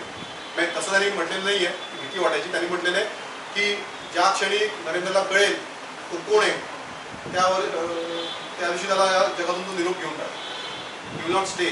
त्याला ज्या वेळेला कळेल की मीच तो नारायण आहे त्याला you will not live on this earth. It doesn't need. पण तो जगाच्या हिताकरता आलेला आहे असं रामकृष्ण परमहंसांची मांडणी. ही आध्यात्मिक मांडणी आहे. आपण प्युअर रॅशनलवर आपण त्याची मांडणी घेऊ शकतो. बिल गेट्स त्याच्या उदाहरणात म्हणतो. त्याच्यावर असलेल्या इन्फ्लुएन्सेसमध्ये विवेकानंदांचं नाव आहे. तो म्हणतो की मला श्रीमंत म्हणून ओळखलं नाही तरी चालेल, पण मला विवेकानंदांच्या आदर्शामधून चालणारा माणूस म्हणून ओळखलं तर मी अधिक श्रेष्ठ समजेन स्वतःला. कारण त्यांनी काय आदर्श दिला तो मी फॉलो करतोय. शिक्षण आणि आरोग्य ह्याच्यामध्ये मी सेवा करण्याचा प्रयत्न, असं बिल गेट्स म्हणाला. अण्णा हजारेचं उदाहरण. आत्महत्या करायला निघालेला माणूस रेल्वे स्टेशनवर एक पुस्तक मिळतं विवेकानंदांचे विचार आणि ते पुस्तक ते विकत घेतात, वाचायला लागतात. ह्याच्या आधीची घटना त्याच्यामध्ये एक झालेली असते. आपल्या अस्तित्वाचा विचार ते करत असतात मी का जगलो. कारण 65 युद्ध झालं होतं त्या युद्धात ते सहभागी झाले होते. त्यांच्या आजूबाजूचे 10 सहकारी त्याचे मारले आर्मीमध्ये होते. अण्णा हजारे ते काय 8-10 जण ते मारले गेले. ते एकटेच जिवंत राहिले. त्यांना कळलं की आपण जिवंत कशाला राहिलो, कारण काय, जिवंत राहण्याचं कारण काय तेच माहीत नव्हतं. ते माहीत नव्हतं. आत्यंतिक निराशा आलेली की आपण जगण्याचं कारण नाही माहिती तर जगायचं कशाला. आत्महत्येचा विचार मनात प्रबळ होत होता. त्यावेळेला विवेकानंदाचं एक पुस्तक रेल्वेमध्ये सापडलं आणि अर्धा तास ते पुस्तक वाचलं आणि आत्महत्येचा विचार बदलला आणि आपलं पूर्ण आयुष्यात देशासाठी देऊन टाकायला पाहिजे, समाजासाठी समर्पित करायला पाहिजे अशी भावना निर्माण झाली. एवढी ताकद असते ना विवेकानंदांचं. अर्ध्या तासाच्या पुस्तक वाचनामध्ये फक्त तेवढं झालं. म्हणून विवेकानंदांचा अभ्यास व्हायला पाहिजे. तो वेगवेगळ्या तुमच्या कुठल्याही अंगाने तो तुम्ही करू शकता आणि सगळ्या पातळीवरती आदर्शवत ठरतात. एक छोटासा डाग सुद्धा नाही विवेकानंदांवर, एकही डाग नाही. म्हणजे ज्या वेळेला शिकागोमध्ये सर्वधर्मीय परिषदेनंतर ते प्रसिद्ध झाले, त्यांचा अमेरिकेमध्ये दौरा झाला आणि विवेकानंदांचा महिमा वाढला आणि भारतामध्ये त्याचा धर्मप्रसारावर परिणाम होईल की काय अशी शंका ख्रिश्चन धर्म मिशनऱ्यांना आली. तर त्यावेळेला त्यांनी एका स्त्रीला विवेकानंदांकडे पाठवली. ती स्त्री आली, ती विवेकानंद त्यावेळेला विश्रांती होती, ती त्यांना भेटायला आली आणि म्हणाली की आपल्या बरोबर थोडं बोलायचं होतं. ते म्हणाले बोला ना. स्त्री म्हणाली की मला तुमच्याकडून तुमच्यासारखा एक तेजस्वी पुत्र प्राप्त झाला तर मी धन्य होईल. विवेकानंदाचं वय त्यावेळेला 30 होतं. इमॅजिन. विवेकानंद म्हणाले की भविष्यामध्ये तुम्हाला माझ्यापासून जसा पुत्र होईल, माझ्यासारखा तेजस्वी होईल असा विचार कशाला करता? आत्ताच मी तर तुमच्या समोर उभा आहे, लोटांगण घालतो, तुम्हीच माझी माता व्हा, विषय संपला. एकही डाग नाही विवेकानंदाच्या अख्ख्या चरित्रावर. आणि त्याच्यामुळे विवेकानंदाचं चरित्र आपल्याला अभ्यासायला पाहिजे आणि त्याच्यावर विचार व्हायला पाहिजे. हा ग्रेटनेस आहे आणि हा ग्रेटनेस आपल्याला समजून घेण्याची ताकद पाहिजे. तुम्ही आध्यात्मिक दृष्टीने विचार करा, इज ग्रेट. विवेकानंदांचे इकॉनॉमिक थॉट्स हे वेगळे, विवेकानंदांचे पॉलिटिकल थॉट्स हे वेगळे. त्याच्यामध्ये राष्ट्रप्रेमाला असलेलं महत्त्व, म्हणजे एकाच वेळेला अद्वैत तत्वज्ञान सांगायचं म्हणजे तुम्ही आणि मी एका देशाचा नाही, पूर्ण जग हे माझा देश आहे असं म्हणणारे विवेकानंद एक आहे. विवेकानंदांचे वाक्य लिहून ठेवलेलं वाक्य आहे की मी काय फक्त भारताचा नाही आणि पूर्ण जग हेच माझं देश आहे, हाच माझा देश आहे असं म्हणणारे विवेकानंद आहेत. आणि त्याच वेळेला भारत मातेवर पुत्रवत प्रेम करणारे विवेकानंद आहेत. तिची माती आपल्या अंगाला लावी म्हणून उतरल्या गडबडा लोळणारे विवेकानंद आहेत. भारतामधला एक कुत्रा जोपर्यंत उपाशी आहे तोपर्यंत मी झोपूच कशा शकतो गालीच्यावर, उंची गाद्यांवर, असा विचार करून तो गालीच्या काढून टाकून जमिनीवर झोपणारे विवेकानंद आहेत. चांगलं गाणारे, परमेश्वराची भजनं गाणारे आणि गाता गळा असणारे विवेकानंद आहेत. कविता करणारे विवेकानंद आहेत. कुठल्या विवेकानंदाच्या प्रेमात तुम्ही पडणार नाही असं मला प्रश्न आहे. आणि कुठला दृष्टिकोन तुम्हाला वाटते की हा मला अभ्यासायला पाहिजे, तो दृष्टिकोन त्यांच्याकडे आहे आणि गो अहेड अँड स्टडी. ते जर आपण केलं तर आपण त्या प्रकाशाचा निदान एक तरी भाग घेऊ. कुसुमाग्रजांनी एक कविता सॉर्ट ऑफ लिहिली होती, काळोखाचा सागर ही सनातन आणि प्रकाशाची पेट सुद्धा सनातन. काळोखाचा सागर आपल्या आजूबाजूला असतोच आणि प्रकाशाची पेट पण असतात. मी ठरवायचं की मी कुठे जायचं, काळोखाच्या बेटावर जायचं का प्रकाश सूर्य किरणाची लागवड करणारा शेतकरी व्हायचं, हे मी ठरवायचं. आणि प्रकाशयात्री आपण जेव्हा थीम घेतो, विवेकानंद सेवा मंडळ म्हणून जेव्हा आपण कार्यकर्त्याचा जाऊन विरुद्ध लावतो त्यावेळेला आपण त्या प्रकाश यात्रेचा भाग होणं अपेक्षित आहे. हा प्रकाश यात्रा ही 25व्या वर्षापूर्वी मर्यादित नव्हे, तो एक प्रवास आहे आणि तो प्रवास ह्याच्या पुढे पण चालू राहायला पाहिजे. आणि तो चालू राहायचा असेल तर कुठल्या प्रकाशाच्या दिशेने मला जायचं आहे, कुठली सूर्यकिरण मला धरायची आहे हे ठरवण्याची जबाबदारी माझ्याकडे आहे आणि ती जबाबदारी मीच पार पाडली पाहिजे. दुसऱ्या कोणीतरी येऊन मला तो विषय समजावून सांगावा आणि त्याच्यात माझ्या मनात लक्ष प्रकाश पडावा अशी परिस्थिती नाही. अशी आता तुमची पिढी पडली, समोरच्याने सांगावं आणि मी ऐकावं असे तुम्ही असं काही कारण पण नाही. सो आपल्याला ते प्रश्न विचारता आलेच पाहिजे आणि आपल्यासाठी समाजासाठी सम्यक व्यष्टी ते समष्टी, व्यक्तीपासून ते समष्टीकडे असा प्रवास व्हायला पाहिजे. एकोहम बहुस्याम, मी एक होतो आणि मी अनेक होतोय. बिग बँग थिअरीचा पण हाच केला. सिंग्युलॅरिटी मधून निर्माण झालं ना विश्व, बरोबर. एका सिंग्युलॅरिटी मधून पूर्ण विश्व निर्माण झालं. वेदांमध्ये सांगितलेलं सूत्र आहे, वेदांतामध्ये एकोहम बहुस्याम, एक व्हायचं आहे. फक्त त्याने म्हटलं की ते स्वसंवेद्य आहे, म्हणजे त्यांची स्वतःला ओळख आहे. त्या सिंग्युलॅरिटीने ठरवलं की मला अनेक व्हायचं आहे आणि त्याच्यावरून विश्वाची निर्मिती झाली असं वेदांत म्हणतो. त्याच्यामध्ये नंतरच्या काळात कळेलच. माझा मुद्दा एवढा असा की मी ठरवायला पाहिजे की मला कुठल्या प्रकाश किरणाचा पाठलाग करायचा. काळोखाचं तर आपल्याला डेफिनेटली करायचं नाही आणि म्हणून आपण इकडे सगळे आहोत. अदरवाईज आपण नसतोच इकडे, बरोबर. रविवार संध्याकाळ पाऊस थोडासा उघडलेला आहे, फिरायला चांगला वेळ आहे, बरोबर. पण ते तुम्ही करत नाही आणि ते तुम्ही विवेकानंदांचा विचार काहीतरी ऐकायला येतात. त्याचा अर्थ आपल्या मनामध्ये ती प्रकाश किरण धरण्याची इच्छा तर आहेच, पण ते किती जोमाने आणि किती कॉन्सन्ट्रेशनने आपण त्याचा पाठपुरावा करू शकतो हे आपल्यावर आवडतं. विवेकानंद सेवा मंडळ काय करण्याचा प्रयत्न करत आहे, या निमित्ताने तुमच्यासमोर एक प्रकाशाचा किरण ठेवण्याचा प्रयत्न करतो. तो ठेवण्यामध्ये मी यशस्वी झालो की नाही मला माहिती नाही, पण मुद्दा सिंपल आहे. मी यशस्वी किंवा अयशस्वी ठरलो असो विचार सांगण्यामध्ये, तरी सुद्धा विवेकानंद नावाचा प्रकाशाचा झोत असाच काय आहे त्याचा अभ्यास आपल्याला डेफिनेटली करता येऊ शकतो आणि तो आपण करायला पाहिजे. त्यासाठी लागणारी पुस्तकं आपल्याकडे आहेत, लायब्ररीमध्ये आहे, त्यांचा वापर करायला पाहिजे. त्यांचं चरित्र जेवढं अभ्यासावं, त्यांचे कोटेशन जेवढे अभ्यासावे, तशीच त्यांची व्याख्यानही अभ्यासावी. हिंदू धर्मावर वेगवेगळ्या छोट्या छोट्या गोष्टींवर त्यांनी दिलेली व्याख्यान आहे. बुद्धावर त्यांनी दिलेली व्याख्यान आहे, येशू ख्रिस्तावर त्यांनी दिलेली व्याख्यान आहे. आपला ज्ञानाचा आवाका आणखी विस्तारित होतो. त्यामुळे विवेकानंदाचा अभ्यास करायचा म्हणजे फक्त त्यांच्या कोटेशनचा अभ्यास करायचा असा भाग नाही, त्याचं आयुष्यामधून पण शिकण्यासारखं आहे. कुठल्याही धर्माचा अभ्यास करण्याचे 3 भाग असतात. एक असतो तो म्हणजे मूलतत्व, म्हणजे त्या धर्माची बेसिक प्रिन्सिपल्स काय. दुसरा विषय जो असतो त्याच्यामध्ये पुराण कथा, प्रत्येक धर्मामध्ये काही पुराण कथा निर्माण केलेल्या असतात. आणि तिसरा घटक जो आहे तो म्हणजे व्यक्ती, ज्या व्यक्तींनी ती तत्व धारण केलेली आहे त्या व्यक्तींचं जीवन. या 3 घटकांमध्ये कुठल्याही धर्माचा अभ्यास करता येऊ शकतो.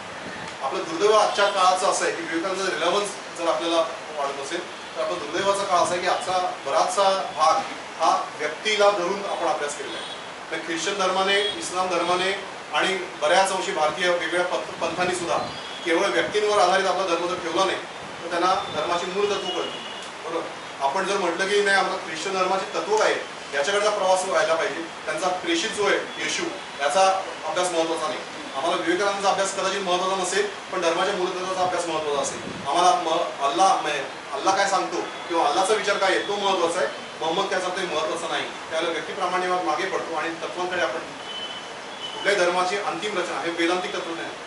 कुठल्याही धर्माचे तत्व जी आहेत ती तत्व फॉलो केली की काम झालं आणि अंतिम तत्व सगळ्या धर्मांचं एकच आहे असं म्हणणारे विवेकानंद आणि परमहंस होते. त्यामुळे आपल्याला व्यक्तींपासून तत्वांपर्यंत आपल्याला प्रवास करता आला पाहिजे. त्यामुळे आपण विवेकानंद जेव्हा अभ्यास करतो तेव्हा हा मुद्दा कायम लक्षात ठेवावा की मूळ तत्वांपर्यंत आपल्याला पोहोचण्याचा प्रयत्न करता यायला हवा आणि ती तत्व आपल्याला समजून घेता यावी याच्याकरता अभ्यास करायचा. केवळ विवेकानंदाच्या आयुष्यात घडलेल्या घटना आणि त्यांच्यामधून मिळणारी प्रेरणा ही महत्त्वाची आहेच, ती महत्त्वाची नाही अशातला भाग नाही, ती महत्त्वाची आहेच. पण आपण ज्ञानमार्गी सुद्धा व्हायला हवं आणि त्यातून आपल्याला जे ज्ञान मिळत आहे ते आपल्याला पटवता यायला हवं. त्याच्यासाठी आजचा जो काय असेल तो आपण प्रयत्न केला. मला असं वाटतं की माझ्या परीने मी विवेकानंद तुमच्यासमोर मांडण्याचा प्रयत्न केला आहे. जे काय मला आता कोणीतरी परवा एक उदाहरण सांगेल.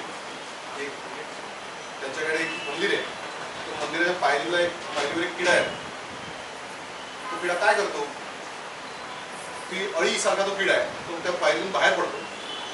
बाहेर पडल्यावर तो लाईट टाकतो, म्हणजे तो अख्खा किडा त्याची पूर्ण बॉडी पेटते 2 ते 3 सेकंदाकरता. त्याच्यामध्ये त्याला समोरच्या 2-3 सेंटीमीटरचं त्यांना दिसतं. जेवढ्या भागापर्यंत जो प्रकाश पडलेला आहे तिथपर्यंत तो किडा जातो पुढे. तिकडे गेल्यानंतर पुढचं माहीत नाही काय नसता, परत एकदा प्रकाश टाकतो आणि परत एकदा मार्गक्रमणाला सुरू होते. असं करत करत पुढे जातो मार्गक्रमणाला.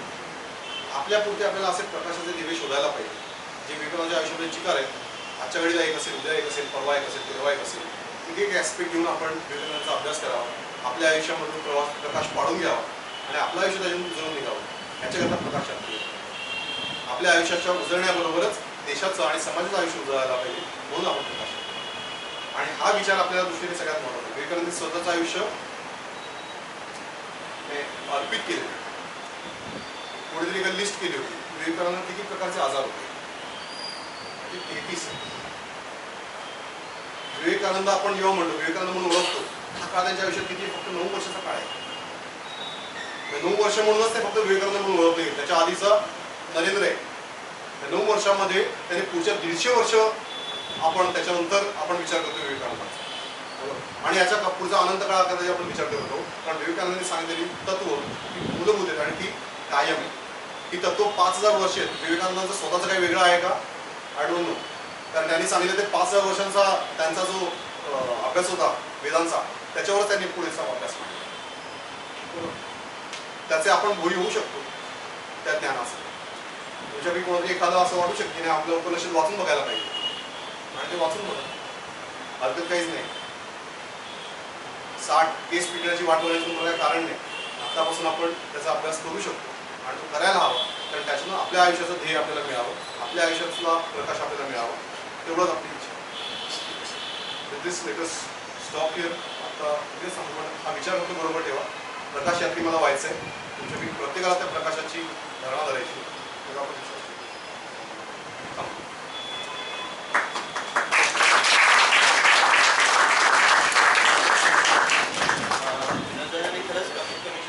मोठे विचार आपल्यापर्यंत पोहोचवले आहेत.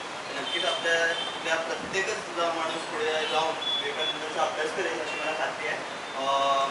कोणाला काही डाऊट आहेत का?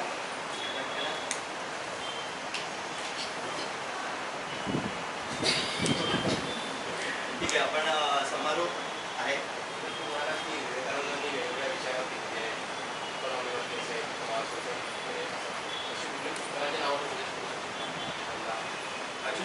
ग्रंथावली इज दी बेस्ट सुरुवात करण्याकरता. बऱ्याच जणांनी वेगवेगळी पुस्तकं लिहिलेली आहेत विवेकानंदांच्या वर, पण ग्रंथावलीमध्ये पूर्ण विवेकानंदांच्या विचारांचं सगळं सार आहे. 10 खंड आहेत आणि ते 10 खंडांमध्ये विवेकानंदांची भाषणं आहेत, विवेकानंदांची पत्र आहेत, विवेकानंदांची चे विचार आहेत, मुलाखती आहेत आणि तत्वज्ञान पण लिहिलेलं आहे. हे आपल्याला सगळं मिळतं. आणि रामकृष्ण मठाने त्यांचं एक चरित्र पण प्रकाशित केलं. ते चरित्र पण डेफिनेटली वाचलं पाहिजे. त्या चरित्रामध्ये पण उद्दिष्ट आणि एकंदर प्रवास केला आहे. 2 प्रामुख्याने, पण विवेकानंद खूप जणांनी बरंच काय काय लिहिलेलं आहे.